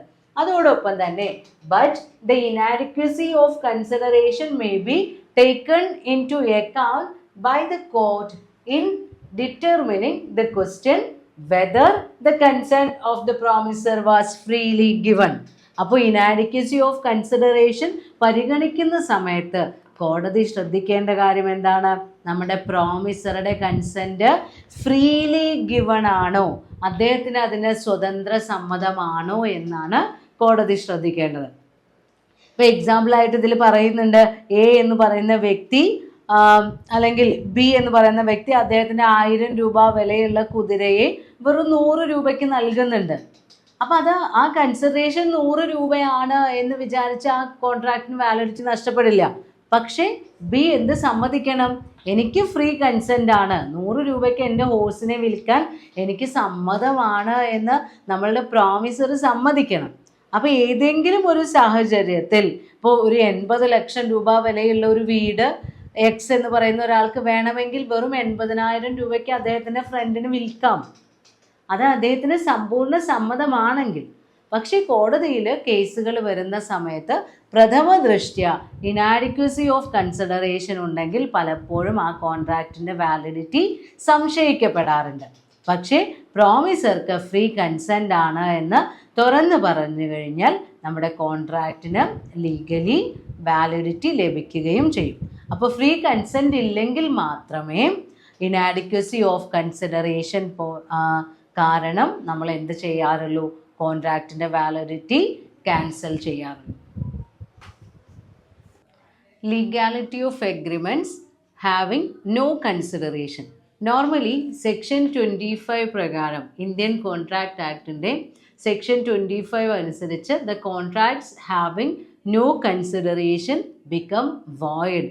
നമ്മൾ ഏതെങ്കിലും ഒരു കരാറ് കൺസിഡറേഷൻ ഇല്ലാതെ രൂപീകരിക്കപ്പെടുകയാണെങ്കിൽ അതിന് ലീഗൽ വാലിഡിറ്റി ഇല്ല, അല്ലെങ്കിൽ അവ വോയിഡ് ആണ് എന്നാണ് ലീഗൽ റൂള്. പക്ഷേ ഈ സെക്ഷൻ 25 തന്നെ ചില എക്സെപ്ഷൻസ് ഉണ്ട്. ചില കോൺട്രാക്റ്റുകൾക്ക് കൃത്യമായി കൺസിഡറേഷൻ ഇല്ലെങ്കിലും അവയ്ക്ക് ലീഗൽ വാലിഡിറ്റി ഉണ്ടായിരിക്കും. അങ്ങനെയുള്ള കേസുകൾ ഏതൊക്കെയാണ്? First one, agreements in writing and registered. ചില എഗ്രിമെൻറ്റുകൾ എഴുതി തയ്യാറാക്കിയ എഗ്രിമെൻറ്റുകളായിരിക്കും. അതേപോലെ തന്നെ നിയറസ്റ്റ് റിലേഷനിലുള്ളവർ തമ്മിലുള്ള എഗ്രിമെൻ്റ് ആയിരിക്കും. അവ ബേസ് ചെയ്തിട്ടുള്ളത് നാച്ചുറൽ ലവ് ആൻഡ് അഫെക്ഷനെ ആയിരിക്കും. പിന്നെ രജിസ്റ്റേർഡ് ചെയ്തിട്ടുള്ള എഗ്രിമെൻ്റ് ആയിരിക്കും. അതായത് കൃത്യമായി എഴുതി തയ്യാറാക്കിയ രജിസ്റ്റർ ചെയ്തിട്ടുള്ള ചില എഗ്രിമെൻറ്റുകൾ. അത് രൂപീകരിച്ചിട്ടുള്ളത് എന്തിനെ അടിസ്ഥാനമാക്കിയാണ്? നാച്ചുറൽ ലവ് ആൻഡ് അഫെക്ഷൻ, പരസ്പരമുള്ള സ്നേഹബന്ധത്തിനെ അടിസ്ഥാനമാക്കിയുള്ള എഗ്രിമെൻറ്റുകളായിരിക്കും. അതുപോലെ അതിലുള്ള പാർട്ടീസ് എന്ന് പറയുന്നത് നിയറസ്റ്റ് റിലേഷൻ ആയിരിക്കും, വളരെ അടുത്ത ബന്ധത്തിലുള്ള ആളുകളായിരിക്കും. അങ്ങനെയുള്ള കോൺട്രാക്റ്റ് ആണെങ്കിൽ, ഇത്തരത്തിലുള്ള വ്യക്തികളാണ് പാർട്ടികളായിട്ട് വരുന്നതെങ്കിൽ അവിടെ എന്ത് വേണ്ട, പ്രോപ്പർ കൺസിഡറേഷൻ ഇല്ലെങ്കിലും കോൺട്രാക്റ്റ് വാലിഡ് ആണ്. അപ്പോൾ agreements based on natural love and affection, ആ ക്ലോസിനാണ് അവിടെ പ്രാധാന്യം. എക്സാമ്പിളായിട്ട് പറയുന്നുണ്ട്, ഒരു വ്യക്തി വെങ്കട്ടസ്വാമി വേഴ്സസ് രംഗസ്വാമി, ഇതിൽ ഈ കേസിൽ പറയുന്നത് ഒരു എൽഡർ ബ്രദർ അദ്ദേഹത്തിൻ്റെ സഹോദരനോടുള്ള സ്നേഹം കാരണം അനിയൻ്റെ കടം അയാൾ വീട്ടിക്കോളാം, ഏട്ടൻ വീട്ടിക്കോളാം എന്ന് പറഞ്ഞിട്ട് ഒരു എഗ്രിമെൻ്റ് എഴുതി രജിസ്റ്റർ ചെയ്തു. ഇത് ഈ എഗ്രിമെൻ്റ് വാലിഡ് ആണ്. കാരണം അനിയൻ്റെ കടമാണ്, ആക്ച്വലി അത് വീട്ടേണ്ടത് അനിയനാണ്. പക്ഷേ ആ അനിയനോടുള്ള സ്നേഹം കാരണം ഏട്ടൻ ഞാൻ ഈ കടം വീട്ടിക്കോളാം എന്ന് പറഞ്ഞ് രജിസ്റ്റർ ചെയ്ത് എഴുതി കൊടുത്തു. ആ എഗ്രിമെൻ്റ് വാലിഡ് എഗ്രിമെൻ്റ് ആണ്. അതേപോലെ ഇതിലൊരു പ്രൊവിഷൻ പറയുന്നുണ്ട്, നിയറസ്റ്റ് റിലേഷൻ. അപ്പോൾ ആ നിയറസ്റ്റ് റിലേഷൻ എന്നുള്ള ടേം ഉണ്ടെങ്കിലും നാച്ചുറൽ ലവ് ആൻഡ് അഫെക്ഷൻ അവിടെ ഉണ്ടോ എന്ന് നോക്കിയാണ് ലീഗൽ വാലിഡിറ്റി തീരുമാനിക്കുന്നത്. ഇപ്പോൾ ഇതിൽ തന്നെ വേറൊരു എക്സാമ്പിൾ, ഒരു husband and wife, Rajlakhi Devi versus ഭൂത്നാഥ്.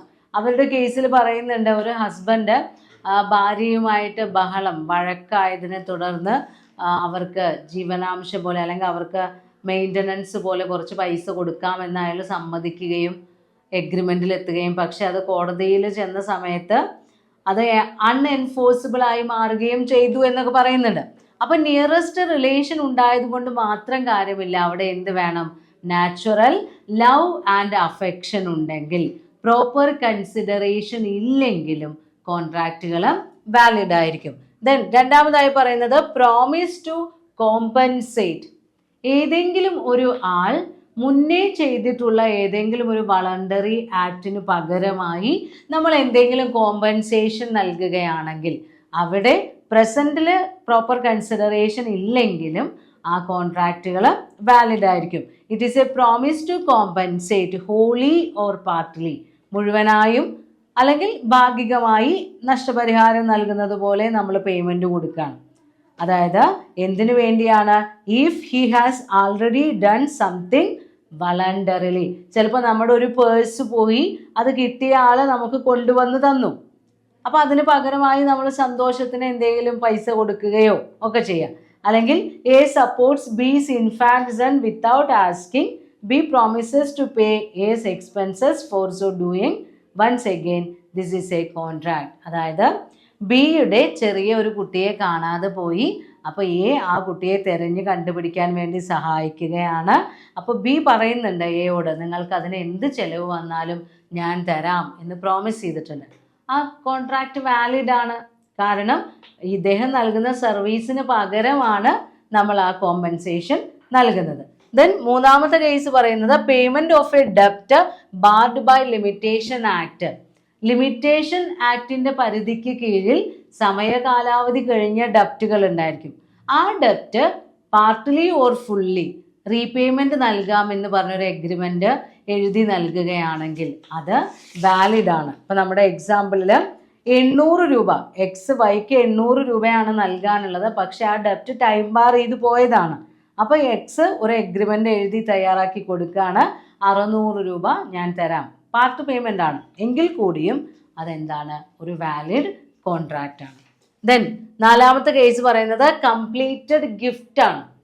ഗിഫ്റ്റായി കൊടുക്കുന്ന കാര്യങ്ങൾക്കൊന്നും പ്രോപ്പർ കൺസിഡറേഷൻ നിർബന്ധമല്ല. നാച്ചുറൽ ലവ് ആൻഡ് അഫെക്ഷനെ ബേസ് ചെയ്തൊക്കെ നമ്മൾ ഗിഫ്റ്റ് കൊടുക്കുന്നുണ്ടായിരിക്കും. അപ്പോൾ അവിടെ എന്ത് വേണമെന്നില്ല? കൺസിഡറേഷൻ എസെൻഷ്യൽ അല്ല. ദെൻ ഏജൻസി, കോൺട്രാക്ട് ഓഫ് ഏജൻസിയിൽ പ്രിൻസിപ്പലിന് വേണ്ടി വർക്ക് ചെയ്യുന്ന ആളുകളാണ് ഏജൻസ്. അപ്പോൾ അവിടെ കൃത്യമായി കൺസിഡറേഷൻ നിർബന്ധമില്ല. അപ്പോൾ ഏജൻസി കരാറുകളിലും കൺസിഡറേഷന് പ്രാധാന്യമില്ല.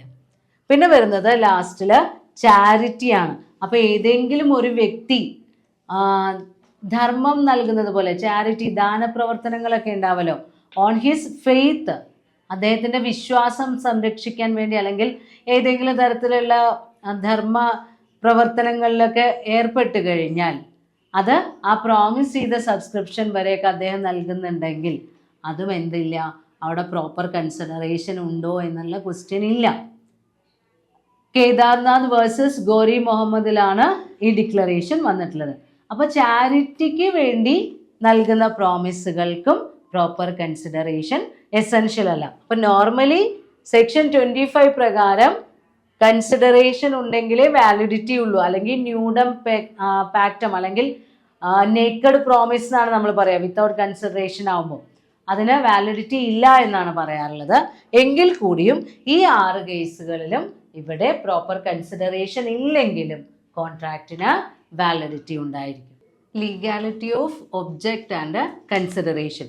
നമ്മൾ പറഞ്ഞു പ്രോപ്പർ ആയിട്ടുള്ള കൺസിഡറേഷൻ ആണെങ്കിൽ മാത്രമേ കോൺട്രാക്റ്റിന് വാലിഡിറ്റി ഉണ്ടാവുകയുള്ളൂ. എന്നാൽ സെക്ഷൻ 23-ലാണ് ഏതൊക്കെ കൺസിഡറേഷനാണ് അല്ലെങ്കിൽ ഏതൊക്കെ ഒബ്ജക്റ്റുകളാണ് അൺലോഫുൾ ആയിട്ടുള്ളത് എന്ന് സ്പെസിഫൈ ചെയ്തിട്ടുള്ളത്. നോർമലി ഓരോ എഗ്രിമെൻറ്റിലും ഒബ്ജക്റ്റും കൺസിഡറേഷനും ഏകദേശം ഒരേപോലെയാണ് വരാറുള്ളത്. ഇപ്പോൾ ഒരു വീട് വിറ്റു, 10 ലക്ഷം രൂപയ്ക്ക് വീട് വിൽക്കുക എന്ന് പറയുമ്പോൾ ആ വീടിൻ്റെ വിൽപ്പനയാണ് നമ്മുടെ ഒബ്ജക്റ്റ്. ആ വീട് തന്നെയാണ് ഒരു പാർട്ടിക്ക് കിട്ടുന്ന കൺസിഡറേഷൻ, മറ്റേ പാർട്ടിക്ക് കിട്ടുന്നത് അതിൻ്റെ പ്രൈസ്. എന്നാൽ ചില കേസുകളിൽ ഒബ്ജക്റ്റ് വേറെ കൺസിഡറേഷൻ വേറെ അങ്ങനെ വരാറുണ്ട്. ഇപ്പോൾ ഒരു മൈനറുടെ കല്യാണം നടത്താൻ വേണ്ടി നമ്മളൊരു ലോൺ എടുക്കുന്നുണ്ടെങ്കിൽ ആ കോൺട്രാക്റ്റിൻ്റെ ലക്ഷ്യം എന്ന് പറയുന്നത് നമ്മൾക്ക് ലോൺ എടുക്കുക എന്നുള്ളതാണ് അതിൽ വരുന്നത്. അത് എന്തിനു വേണ്ടിയാണ്? മാരേജ്, മൈനറുടെ മാരേജിന് വേണ്ടിയാണ്. അപ്പോൾ ആ ലോണിലൂടെ കിട്ടുന്ന എമൗണ്ട് കൺസിഡറേഷനായി വരുന്ന സമയത്ത് ഈ കുട്ടിയുടെ വിവാഹം എന്നുള്ള ഉദ്ദേശം നടത്താൻ വേണ്ടിയാണ് നമ്മൾ ആ കരാർ രൂപീകരിച്ചത് എന്ന് പറയാം. അപ്പോൾ നോർമലി കൺസിഡറേഷനും ഒബ്ജക്റ്റും ഒരുപോലെയാണ് വരാറുള്ളത്. അതെന്തായിരിക്കണം?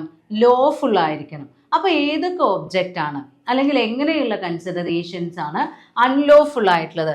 ഏറ്റവും ആദ്യമായി പറയുന്നത് if it is forbidden by law, നിയമം നിരോധിച്ചിട്ടുള്ള ഒരു കാര്യമാണെങ്കിൽ അത്തരം കൺസിഡറേഷനുകൾ വാലിഡ് അല്ല അല്ലെങ്കിൽ അൺലോഫുൾ ആണ്. ഇപ്പോൾ എക്സാമ്പിൾ പറയുകയാണെങ്കിൽ നമ്മൾ ഏതെങ്കിലും ഒരു കെട്ടിടം വാടകയ്ക്ക് കൊടുക്കുകയാണ്, ആ മയക്കുമരുന്നിൻ്റെ ഉപയോഗത്തിന് വേണ്ടിയോ അല്ലെങ്കിൽ പ്രോസ്റ്റിറ്റ്യൂഷന് വേണ്ടിയോ ഒക്കെ വാടകയ്ക്ക് നൽകുകയാണെങ്കിൽ അത് നിയമം നിരോധിച്ച കാര്യങ്ങളാണ്, പണിഷബിൾ ആയിരിക്കും. ക്രിമിനൽ ലോ പ്രകാരമോ സിവിൽ ലോ പ്രകാരമോ ഒക്കെ പണിഷബിളായ കാര്യങ്ങൾക്ക് വേണ്ടി കോൺട്രാക്റ്റിൽ ഏർപ്പെട്ട് കഴിഞ്ഞാൽ അത് വാലിഡ് അല്ല.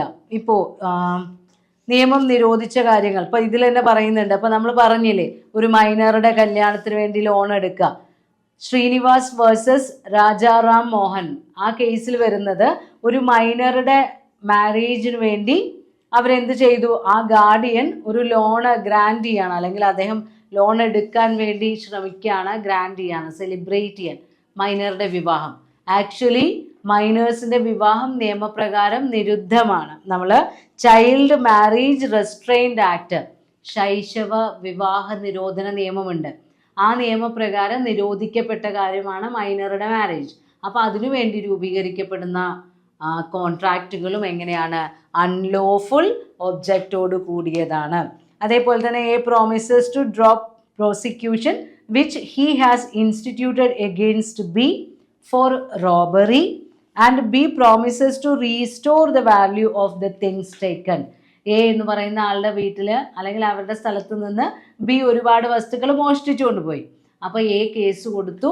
അപ്പോൾ ആ കേസിൽ ബി പറയാണ്, ഞാൻ എടുത്തുകൊണ്ട് വന്ന സാധനങ്ങളെല്ലാം നിങ്ങൾക്ക് തിരിച്ചു തരാം, നിങ്ങൾ ആ കേസ് ഒന്ന് പിൻവലിക്കോ എന്ന് ചോദിക്കുകയാണ്. അപ്പോൾ അങ്ങനെ ക്രിയേറ്റ് ചെയ്യുന്ന എഗ്രിമെൻ്റ് എന്താണ്? വോയിഡ് ആണ്. കാരണം അതിൻ്റെ ഒബ്ജക്റ്റ് അൺലോഫുൾ ആണ്. അപ്പോൾ ഏതെങ്കിലും ഒരു നിയമം നിരോധിച്ച ഒരു കാര്യം അല്ലെങ്കിൽ നിയമവിരുദ്ധമായിട്ടുള്ള ഒരു കാര്യത്തിന് വേണ്ടി എഗ്രിമെൻറ്റിൽ ഏർപ്പെട്ട് കഴിഞ്ഞാൽ അത്തരം ഒബ്ജക്റ്റും കൺസിഡറേഷനും അൺലോഫുൾ ആണ്. പിന്നെ രണ്ടാമതായി പറയുന്നത് if it defeats the provisions of any law, ഏതെങ്കിലും ഒരു നിയമത്തിൻ്റെ ഏതെങ്കിലും വകുപ്പുകൾക്ക് വിപരീതമായി വരുന്നതാണെങ്കിൽ അല്ലെങ്കിൽ ഏതെങ്കിലും ഒരു നിയമത്തിൻ്റെ വകുപ്പിന് വിരുദ്ധമായി വരുന്ന പ്രവർത്തനങ്ങൾക്ക് വേണ്ടിയിട്ടുള്ള എഗ്രിമെൻറ്റുകളും വോയിഡ് ആണ്. അപ്പോൾ നിങ്ങളുടെ ടെക്സ്റ്റിലെ എക്സാമ്പിൾ പറയുന്നുണ്ട്, എയും ബിയും, എയുടെ ഒരു എസ്റ്റേറ്റ് നിയമപ്രകാരം അരിയേഴ്സ് ഓഫ് റവന്യൂ, ടാക്സ് അടയ്ക്കാഞ്ഞിട്ടോ അല്ലെങ്കിൽ അങ്ങനെ എന്തെങ്കിലും കാരണങ്ങളാൽ നിയമം അവരെ ഏറ്റെടുക്കുക, ജപ്തി ചെയ്യുക, വിറ്റ് കൊടുക്കുക, അങ്ങനെയൊക്കെ പറയില്ലേ. അപ്പോൾ അങ്ങനെയുള്ള ഒരു ട്രാൻസാക്ഷൻ നടക്കുമ്പോൾ ഈ മുടക്കം നടത്തിയ, അതായത് ആരാണോ ഇതിൽ വീഴ്ച വരുത്തിയത് ആ വ്യക്തിക്ക് ചിലപ്പോൾ അത് വാങ്ങാൻ പറ്റില്ല നിയമപ്രകാരം. അപ്പോൾ ബി എന്ന് പറയുന്ന ഒരാൾ പറയാണ്, ഞാൻ ആ എസ്റ്റേറ്റ് വാങ്ങാം, ഞാൻ പൈസ കൊടുത്ത് വാങ്ങാം, എന്നിട്ട് അത് നിങ്ങൾക്ക് തരാം, ഞാൻ കൊടുത്ത പൈസ നിങ്ങൾ എനിക്ക് തിരിച്ചു തന്നാൽ മതി. അപ്പോൾ ആ നിയമത്തിൻ്റെ ഒരു വകുപ്പിനെ ഇല്ലായ്മ ചെയ്യാൻ വേണ്ടി, നേരിട്ട് ഇദ്ദേഹത്തിന് വാങ്ങാൻ പറ്റില്ലെങ്കിലും ഇയാൾക്ക് തന്നെ അത് കൈക്കലാക്കാനുള്ള സൗകര്യം ചെയ്തു കൊടുക്കാൻ വേണ്ടി വേറൊരാൾ എഗ്രിമെൻറ്റിൽ ഏർപ്പെടുക. അങ്ങനെയുള്ള നിയമ വകുപ്പുകളെ ചോദ്യം ചെയ്യുന്ന രീതിയിലൊക്കെ രൂപീകരിക്കപ്പെടുന്ന കരാറുകൾക്ക് വാലിഡിറ്റി ഇല്ല.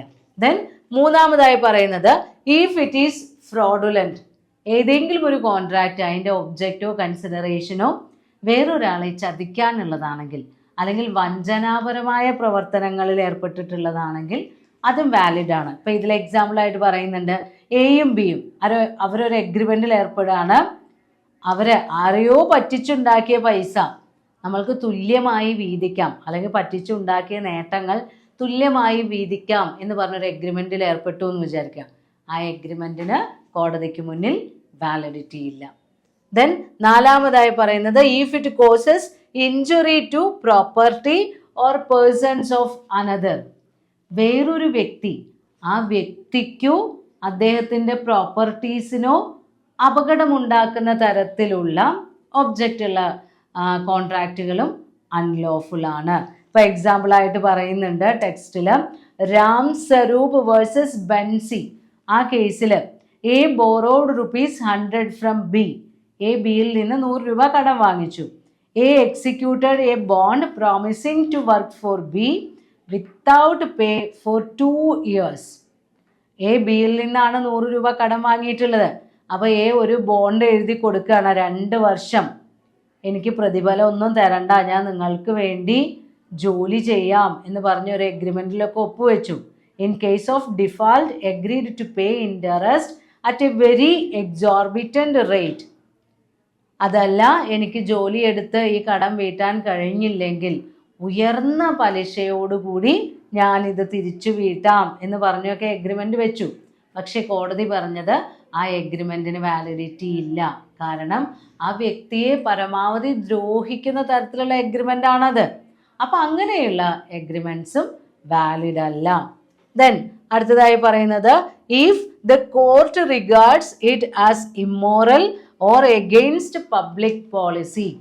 ആ കോൺട്രാക്റ്റ് പരിഗണിക്കുന്ന സമയത്ത് കോടതിക്ക് തോന്നുകയാണ് ഇത് ഇല്ലീഗലാണ്, ഈ എഗ്രിമെൻ്റ് ഇല്ലീഗലാണ്, അല്ലെങ്കിൽ പൊതുജന നന്മയ്ക്ക് എതിരായിട്ടുള്ളതാണ്, നമ്മളുടെ പൊതു നയങ്ങൾക്ക്, ഇപ്പോൾ ഗവൺമെൻറ് പോളിസിയൊക്കെ ഉണ്ടാവും നമ്മുടെ നാട്ടിൽ നടപ്പിലാക്കുന്ന സാധാരണ നയങ്ങൾ, ആ നയങ്ങൾക്കെതിരാണ് ഇത് എന്ന് കോടതിക്ക് ബോധ്യപ്പെടുകയാണെങ്കിൽ അത്തരം കരാറുകൾക്കും വാലിഡിറ്റി ഉണ്ടാവില്ല. പിന്നെ ചില കേസുകളിൽ ഒന്നോ അതിനോടനുബന്ധിച്ച് വരുന്ന 2 or 3 എഗ്രിമെൻറ്റ്സ് ഉണ്ടാവും, കൊളാറ്ററൽ എഗ്രിമെൻറ്റ്സ്. ഒരു മെയിൻ എഗ്രിമെൻ്റ് ഉണ്ടാവും, അതിനോടനുബന്ധിച്ച് വരുന്ന സബ്സിഡിയറി ആയിട്ട് 2 or 3 കൊളാറ്ററൽ എഗ്രിമെൻറ്റ്സ് ഉണ്ടാവും. ഇതിൽ ഏതെങ്കിലും ഒരെണ്ണം ഇല്ലീഗലായി കഴിഞ്ഞാൽ ആ കോൺട്രാക്റ്റുകളെ വേർതിരിക്കാൻ പറ്റുന്നതാണെങ്കിൽ, അതായത് സബ്സിഡിയറി എഗ്രിമെൻ്റ് ഇല്ലീഗലാണ്, അതിനെ നമ്മൾക്ക് വേറെ ഒഴിവാക്കാൻ പറ്റുന്നതാണെങ്കിൽ ആ ഇല്ലീഗൽ എഗ്രിമെൻ്റ് ഒഴിവാക്കിയാൽ മെയിൻ കോൺട്രാക്റ്റിന് വാലിഡായി നിൽക്കാം. സാധാരണ ഇല്ലീഗാലിറ്റിക്ക് വാലിഡിറ്റി ഇല്ലല്ലോ. അപ്പോൾ 2 or 3 എഗ്രിമെൻറ്റ്സ് ഒരുമിച്ച് നിൽക്കുന്ന സമയത്ത് പാർഷ്യൽ ഇല്ലീഗാലിറ്റി വരുമ്പോൾ, അവയിൽ ഏതെങ്കിലും ഒന്ന് ഇല്ലീഗൽ കോൺട്രാക്റ്റ് ആണ് എന്ന് മനസ്സിലായാൽ അതിനെ സിവിയർ ചെയ്യാൻ പറ്റുന്നതാണെങ്കിൽ, വേർതിരിക്കാൻ പറ്റുന്നതാണെങ്കിൽ നമ്മൾക്ക് എന്ത് ചെയ്യാം, അത് അങ്ങോട്ട് ഒഴിവാക്കാം, ബാക്കിയുള്ള എഗ്രിമെൻ്റ് തുടരാം. എന്നാൽ പരസ്പരം വേർതിരിക്കാൻ പറ്റില്ല, ഇവ ഒരുമിച്ചേ കൊണ്ടുപോകാൻ പറ്റുള്ളൂ എങ്കിൽ ടോട്ടൽ എഗ്രിമെൻറ്റും ഇല്ലീഗാലിറ്റി മൂലം വാലിഡ് അല്ലാതായി മാറും, അല്ലെങ്കിൽ വോയിഡ് ആവും. According to justice Willes, the general rule is that, അദ്ദേഹം എന്താ പറഞ്ഞിട്ടുള്ളത്, where you cannot sever the illegal from the legal part of a covenant, the contract is altogether void. പരസ്പര പൂരകമായി നിൽക്കുന്ന കരാറുകളിൽ ഏതെങ്കിലും ഒരെണ്ണം ഇല്ലീഗലും ഒരെണ്ണം ലീഗലും ആണെങ്കിൽ ആ ഇല്ലീഗലിനെ വേർതിരിക്കാൻ കഴിഞ്ഞില്ലെങ്കിൽ എന്ത് ചെയ്യും, അത് എല്ലാം റിജക്റ്റ് ദ ബാഡ് പാർട്ട്, അതായത് വേർതിരിക്കാൻ കഴിയുമെങ്കിൽ ബാഡ് പാർട്ടിനെ ഒഴിവാക്കുക, റീറ്റെയിൻ ദ ഗുഡായിട്ടുള്ള ഭാഗം നിലനിർത്താം. അല്ല, നമ്മൾക്ക് അങ്ങനെ വേർതിരിക്കാൻ കഴിയുന്നില്ലെങ്കിൽ contract is altogether void, അത് ഒരുമിച്ച് വിലയില്ലാത്തതാവും. അപ്പോൾ ലീഗൽ വാലിഡിറ്റി നിർബന്ധമാണ്. ഒബ്ജക്റ്റ് ആൻഡ് കൺസിഡറേഷൻ നമ്മൾ തീരുമാനിക്കുന്ന സമയത്ത് നിയമം നിരോധിച്ചിട്ടുള്ള കാര്യങ്ങളല്ല എന്ന് കോൺട്രാക്റ്റിലെ പാർട്ടീസ് ഉറപ്പുവരുത്തണം. Agreements opposed to public policy. Legal validity of consideration and object check ചെയ്യുന്ന ചാപ്റ്ററിൽ നമ്മുടെ ലാസ്റ്റ് ടോപ്പിക്കാണ് ഏതെല്ലാം എഗ്രിമെൻറ്റുകളാണ് പൊതുജന നയങ്ങൾക്ക് അല്ലെങ്കിൽ നമ്മുടെ രാജ്യത്ത് നിലനിൽക്കുന്ന പൊതുനയങ്ങൾക്ക് എതിരായിട്ടുള്ളത്. അപ്പോൾ ഈ ഒപ്പോസിറ്റ് ടു പബ്ലിക് പോളിസി ആണെങ്കിൽ വോയിഡ് ആണ്. അത് ലീഗലി പ്രൂവ്ഡ്, നമ്മൾ സെക്ഷൻ പ്രകാരം പറഞ്ഞതാണ്. പൊതുജന നയത്തിന് എതിരായിട്ടുള്ള എഗ്രിമെൻറ്റുകളെല്ലാം വോയിഡ് എഗ്രിമെൻറ്റ്സ് ആണ്, ലീഗൽ വാലിഡിറ്റി ഇല്ലാത്തതാണ്. അപ്പോൾ ഈ പബ്ലിക് പോളിസി എന്ന് പറയുന്ന ടേമിൽ പുതിയതായി ആർക്കും കോടതിക്കാണെങ്കിലും ഒന്നും കൂട്ടിച്ചേർക്കാൻ കഴിയില്ല എന്നാണ് പല ജസ്റ്റിസുമാരും അഭിപ്രായപ്പെട്ടിട്ടുള്ളത്. അപ്പോൾ ഈ പൊതുജന നയങ്ങൾ എന്ന് പറയുമ്പോൾ an agreement which conflicts with moral of the time and contravenes any established interest of a society, it is void as being against public policy. അപ്പോൾ ഏതെങ്കിലും ഒരു എഗ്രിമെൻ്റ് നമ്മുടെ ആ സമയത്ത്, നമ്മുടെ ആ എഗ്രിമെൻ്റ് രൂപീകരിക്കുന്ന സമയത്ത് നമ്മുടെ സമൂഹത്തിൽ പാലിച്ചു പോരുന്ന ചില സാമാന്യ മര്യാദകളും സാമാന്യ രീതികളും ഒക്കെ ഉണ്ടാവും. അപ്പോൾ അതിനെതിരായിട്ടുള്ളതോ അല്ലെങ്കിൽ നമ്മുടെ സമൂഹത്തിൻ്റെ നിലനിന്നു പോരുന്ന താല്പര്യങ്ങൾക്കെതിരായിട്ടുള്ളതോ ആണെങ്കിൽ അത്തരം എഗ്രിമെൻറ്റുകൾ വോയിഡ് ആണ് എന്ന് കൃത്യമായി നിയമത്തിൽ പറയുന്നുണ്ട്. അപ്പോൾ ഏതൊക്കെ തരം എഗ്രിമെൻ്റ് ആണ് അതിൽ വരുന്നത്? First one, agreement containing any terms or trading with enemy. നമ്മൾ പറഞ്ഞിരുന്നു ഫോറിൻ കൺട്രീസ് പല തരത്തിലുണ്ട്, ഏലിയൻസ് ആണ്, അത് എനിമിയുമുണ്ട് ഫ്രണ്ടുമുണ്ട്. നമ്മുടെ രാജ്യവുമായി കറൻ്റ്ലി യുദ്ധപ്രഖ്യാപനം ഉണ്ടായിട്ടുള്ള ശത്രു രാജ്യങ്ങളിലുള്ള ആളുകളെയാണ് ഏലിയൻ എനിമീസ് എന്ന് നമ്മൾ പറയുന്നത്. ഗുഡ് ടേംസിലുള്ളവരാണ് ഏലിയൻ ഫ്രണ്ട്. അപ്പോൾ ഏലിയൻ എനിമീസുമായി അല്ലെങ്കിൽ ഫോറിൻ കൺട്രിയിലുള്ള ആളുകളുമായി ട്രേഡിംഗ് എഗ്രിമെൻറ്റ്സ് ഉണ്ടാക്കുമ്പോൾ സെൻട്രൽ ഗവൺമെൻറ്റിൻ്റെ പെർമിഷൻ അത്യാവശ്യമാണ്. അതില്ലാതെ രൂപീകരിക്കപ്പെടുന്ന കോൺട്രാക്റ്റുകളെല്ലാം നമ്മൾക്ക് ദേശവിരുദ്ധമാണ്. നമ്മുടെ ശത്രു രാജ്യങ്ങളിലുള്ള ആളുകളുമായി വ്യാപാര കരാറുകൾ ഉണ്ടാക്കിയാൽ അത് ദേശദ്രോഹപരമാണ്. അതിന് സെൻട്രൽ ഗവൺമെൻറ്റിൻ്റെ പെർമിഷനും കൃത്യമായ റൂൾസിൻ്റെ ഫോളോയിങ്ങും ഇല്ലെങ്കിൽ അത്തരം എഗ്രിമെൻറ്റ്സ് എല്ലാം വോയിഡാണ്. ദെൻ രണ്ടാമതായി പറയുന്നത് any agreement which stifling prosecution, നിയമ നടപടികളെ തടസ്സം നേരിടുന്നത്. അപ്പോൾ വിചാരണ നടക്കുന്നതൊക്കെ ഉണ്ടാക്കി. ഇപ്പോൾ ഇതിൽ സുധീന്ദ്ര കുമാർ വേഴ്സസ് ഗണേഷ് ചന്ദ്ര ആ കേസിൽ പറയുന്നുണ്ട്, ഇപ്പോൾ ഏതെങ്കിലും തരത്തിലുള്ള കുറ്റം you cannot make A trade off your crime എന്നാണ് പറയുന്നത്. നിയമം നടപ്പിലാക്കാനുള്ള അധികാരം കോടതികൾക്കാണ് അല്ലെങ്കിൽ രാജ്യത്തുള്ള ഭരണാധികാരികൾക്കാണ്. അതൊരിക്കലും ഒരു വ്യക്തി ഏറ്റെടുക്കാൻ പാടില്ല. ഇപ്പം ഈ നാട്ടിലെ ആരെന്ത് തെറ്റ് ചെയ്താലും എന്നോട് വന്ന് പറഞ്ഞാൽ മതി, ഞാൻ അവനെ അടിച്ചൊതുക്കിക്കോളാം, 10,000 രൂപ തന്നാൽ മതി, അങ്ങനെയൊന്നും നമ്മുടെ നാട്ടിലെ നിയമവ്യവസ്ഥയ്ക്ക് എതിരായി ഒരു വ്യക്തികളും പറയുകയോ പ്രവർത്തിക്കുകയോ ചെയ്യരുത്. അങ്ങനെയുള്ള എഗ്രിമെൻറ്റുകളിൽ ഏർപ്പെട്ട് കഴിഞ്ഞാൽ അത് ഒപ്പോസിറ്റ് ടു പബ്ലിക് പോളിസിയാണ്. ദെൻ മൂന്നാമതായി പറയുന്നത് ഷാംപാർട്ടി ആൻഡ് മെയിൻ്റനൻസ് ആണ്. ഏതെങ്കിലും തരത്തിലുള്ള നിയമ നടപടികളിൽ നിന്ന് പിന്മാറാമെന്നോ അല്ലെങ്കിൽ എനിക്ക് ഇത്ര രൂപ തന്നാൽ ഞാൻ വ്യാജമായി വേറൊരാൾക്കെതിരെ കേസ് കൊടുക്കാമെന്നോ ഒക്കെ പറഞ്ഞിട്ട് നമ്മൾ മറ്റുള്ളവരിൽ നിന്ന് പൈസ വാങ്ങുകയും ഒക്കെ ചെയ്ത് ഉണ്ടാക്കുന്ന നിയമവിരുദ്ധമായ കരാറുകളാണ് ഇതിൽ വരുന്നത്. ഇപ്പോൾ ചാമ്പർട്ടി എന്ന് പറയുകയാണെങ്കിൽ bargain whereby one party is to assist another in recovering property and in turn is to share in the process of the action. ഇപ്പോൾ എന്തെങ്കിലും ഒന്ന് കാണാതെ പോയിട്ടുണ്ടെങ്കിൽ അത് തിരഞ്ഞു കണ്ടുപിടിക്കാൻ ഞാൻ കൂടാം, അല്ലെങ്കിൽ നിങ്ങളുടെ ആ പ്രോപ്പർട്ടി തിരിച്ചെടുക്കാൻ ഞാൻ സഹായിക്കാം, അതിൽ നിന്ന് പകുതി എനിക്ക് തരണം എന്നൊക്കെ പറഞ്ഞ് ഭീഷണിപ്പെടുത്തിയിട്ടും വിലപേശിയിട്ടൊക്കെ നേടിയെടുക്കാം. മെയിൻ്റനൻസ് പറയുമ്പോഴും ഇതേപോലെ നമ്മൾ വേറൊരാൾക്കെതിരെ കേസ് കൊടുക്കാം. ശരിക്കും ആക്ച്വലി അങ്ങനെ ഒരു പ്രൊവിഷൻ ഒന്നും ഉണ്ടാവില്ല. Promotion of litigation in which a person has no interest of his own. ആ വ്യക്തിക്ക് സ്വന്തമായിട്ട് അതിൽ താല്പര്യമൊന്നുമില്ല, പക്ഷെ വേറൊരാൾക്ക് വേണ്ടി മറ്റൊരാളെ നിയമത്തിൽ കൊടുക്കാൻ വേണ്ടിയൊക്കെ പൈസ വാങ്ങിയിട്ട് വ്യാജ കേസുകളൊക്കെ ഉണ്ടാക്കുക. അങ്ങനെയുള്ള കാര്യങ്ങൾക്കൊക്കെ നമ്മൾ എഗ്രിമെൻറ്റിൽ ഏർപ്പെട്ട് കഴിഞ്ഞാൽ അത് ഒപ്പോസിറ്റ് ടു പബ്ലിക് പോളിസിയാണ്. ദെൻ നാലാമതായി പറയുന്നത് സെയിൽ ഓഫ് പബ്ലിക് ഓഫീസസ്. ഇപ്പോൾ നമ്മുടെ നാട്ടിലെ ഒരുപാട് സർക്കാർ സ്ഥാപനങ്ങളുണ്ട്. ഇപ്പോൾ പോസ്റ്റ് ഓഫീസോ അങ്ങനെയൊക്കെയുള്ള സർക്കാർ സ്ഥാപനങ്ങൾ, അതൊക്കെ വിൽക്കാൻ വേണ്ടി കരാറുകൾ ഉണ്ടാക്കുക. എക്സാമ്പിൾ പറയുന്നുണ്ട്, A promises to pay ₹5,000 to B if B secures him an employment in the public service. PSCയിൽ ആ PSC പ്രകാരം പരീക്ഷ എഴുതി ജോലി കിട്ടുന്നതിന് പകരം ആ സർവീസിലുള്ള ഒരാളോട് പറയുകയാണ് 50,000 രൂപ ഞാൻ നിങ്ങൾക്ക് കൈക്കൂലി തരാം, നിങ്ങൾ എനിക്ക് ഒരു ഗവൺമെൻറ് ജോലി തരുമോ, അങ്ങനെ ചോദിച്ചിട്ടൊക്കെയുള്ള പബ്ലിക് സർവീസിലൊക്കെ പോസ്റ്റ് കിട്ടാൻ വേണ്ടിയൊക്കെ ഉണ്ടാക്കുന്ന എഗ്രിമെൻറ്റുകൾ, അതല്ലെങ്കിൽ പബ്ലിക് ഓഫീസുകൾ വിൽക്കാൻ വേണ്ടി ഉണ്ടാക്കുന്ന കരാറുകൾ. എക്സാമ്പിൾ പറയേണ്ട സ്വാമിനാഥ വേഴ്സസ് മുത്തുസ്വാമി, ആ കേസിലൊക്കെ പബ്ലിക് ഓഫീസിൻ്റെ സെയിൽസിനൊക്കെ വേണ്ടി എഗ്രിമെൻ്റ് ഉണ്ടാക്കിയാൽ എഗെയിൻസ്റ്റ് പബ്ലിക് പോളിസിയാണ്, അല്ലെങ്കിൽ ഓപ്പോസിറ്റ് ടു പബ്ലിക് പോളിസിയാണ്. ദെൻ അഞ്ചാമതായി പറയുന്നത് agreement in restraint of parental right.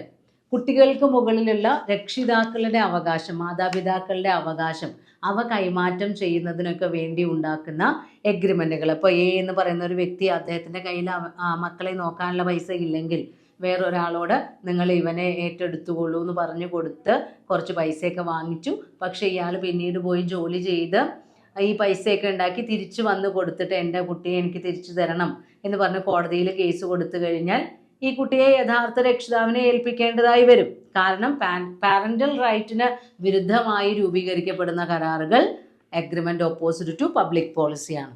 Then ആറാമതായി പറയുന്നത് agreements in restraint of marriage, വിവാഹ സ്വാതന്ത്ര്യത്തിനെതിരെയുള്ള എഗ്രിമെൻറ്റുകൾ. ഇപ്പോൾ ഏതെങ്കിലും ഒരു നാട്ടിൽ 2-3 ഫ്രണ്ട്സ് അവർക്കിടയിൽ ഒരു എഗ്രിമെൻറ്റിൽ എത്താണ്, അവർക്ക് അതിലത്തെ ഒരു ഫ്രണ്ടിന് ഇഷ്ടമുള്ളൊരു പെൺകുട്ടിയുണ്ട്, ആ കുട്ടിക്ക് വരുന്ന വിവാഹങ്ങളെല്ലാം നീ മുടക്കിയാൽ നിനക്ക് ഞാൻ ഓരോ വിവാഹവും മുടക്കണതിന് 5,000 രൂപ തരാം, അങ്ങനെയൊക്കെ ഒരു എഗ്രിമെൻറ്റിൽ എത്താം. ആക്ച്വലി വിവാഹം എന്ന് പറയുന്നത് ആ ഒരു വ്യക്തിയുടെ വ്യക്തി സ്വാതന്ത്ര്യമാണ്. അപ്പോൾ വിവാഹ സ്വാതന്ത്ര്യത്തിന് വിരുദ്ധമായി രൂപീകരിക്കപ്പെടുന്ന എഗ്രിമെൻറ്റുകൾ ഓപ്പോസിറ്റ് ടു പബ്ലിക് പോളിസിയാണ്. പിന്നെ മാരേജ് ബ്രോക്കറേജ്, വിവാഹം നടത്തി കഴിഞ്ഞാൽ ഇത്ര രൂപ വേണം എന്ന് പറഞ്ഞ് ബ്രോക്കറേജ് കമ്മീഷനൊക്കെ വാങ്ങും. അതേപോലെ വിവാഹം നടത്തിയാൽ ഇത്ര രൂപ വേണമെന്ന് വരൻ്റെ മാതാപിതാക്കളോ വധുവിൻ്റെ മാതാപിതാക്കളോ ഒക്കെ ആവശ്യപ്പെടുന്നുണ്ടെങ്കിൽ അതിനുവേണ്ടി രൂപീകരിക്കപ്പെടുന്ന എഗ്രിമെൻറ്റുകൾ ഓപ്പോസിറ്റ് ടു പബ്ലിക് പോളിസിയാണ്. കാരണം സ്ത്രീധനം നമ്മുടെ നാട്ടിൽ നിരോധിക്കപ്പെട്ടിട്ടുള്ളതാണ്, ഡൗറി സമ്പ്രദായം നിരോധിക്കപ്പെട്ടിട്ടുള്ളതാണ്. പിന്നെ അടുത്തതായി വരുന്നത് agreements which relates to legal proceedings ആണ്. ഏതെങ്കിലും തരത്തിലുള്ള നിയമ നടപടികളെ റെസ്ട്രെയിൻ ചെയ്യാം. നിയമ നടപടികൾ അതിൻ്റെ ആ കൃത്യമായ നടത്തിപ്പിനെ, സുഗമമായ നടത്തിപ്പിനെ വിപരീതമായി ബാധിക്കുന്ന തരത്തിലുള്ള എഗ്രിമെൻറ്റുകളാണെങ്കിൽ അവയും ഓപ്പോസിറ്റ് ടു പബ്ലിക് പോളിസിയാണ്. അതായത് അതിലെന്തൊക്കെയാണ് വരുന്നത്? Agreement which limits the time within which the contractual rights may be enforced. അങ്ങനെ എന്തെങ്കിലും നിയമ നടപടികളെ തടസ്സം വരുത്തുന്ന തരമുള്ള എഗ്രിമെൻറ്റുകൾ. പിന്നെ വരുന്നത് ഏതാ? എഗ്രിമെൻറ്റ്സ് റിലേറ്റിംഗ് ടു ട്രേഡ്, നമ്മുടെ വ്യാപാര സ്വാതന്ത്ര്യം. ഒരു വ്യക്തിക്ക് നമ്മുടെ നാട്ടിൽ എവിടെ വേണമെങ്കിൽ വ്യാപാരങ്ങൾ നടത്താനുള്ള അവകാശമുണ്ട്. അത് ചെറിയ കടയോ വലിയ കടയോ ഒക്കെ ആയിക്കോട്ടെ. ആ വ്യാപാര സ്വാതന്ത്ര്യത്തെ ഹനിക്കുന്ന രീതിയിൽ വേറെ ആരെങ്കിലും എഗ്രിമെൻറ്റുകൾ ക്രിയേറ്റ് ചെയ്ത് കഴിഞ്ഞാൽ അത് വാലിഡ് അല്ല.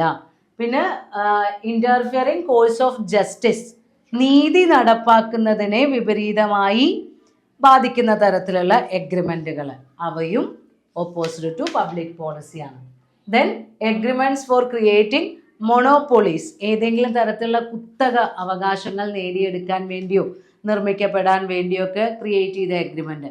Example district board of Jhelum versus Harichand. അതിലെന്താണ്? A local body granted a monopoly to a to sell vegetables in a particular locality. അവിടെയുള്ള ആ തദ്ദേശ ഭരണ സ്ഥാപനം ഒരു വ്യക്തിക്ക് ആ പ്രദേശത്ത് ഫുൾ പച്ചക്കറി വിൽക്കാനുള്ള അവകാശം അയാൾക്ക് മാത്രമായി കൊടുക്കുകയാണ്. അങ്ങനെ ഒരിക്കലും ആ രീതിയിലുള്ള മൊണോപ്പൊളി ക്രിയേറ്റ് ചെയ്യുന്ന തരത്തിലുള്ള എഗ്രിമെൻറ്റുകൾ രൂപീകരിക്കപ്പെട്ട് കഴിഞ്ഞാൽ വാലിഡിറ്റി ഉണ്ടായിരിക്കില്ല.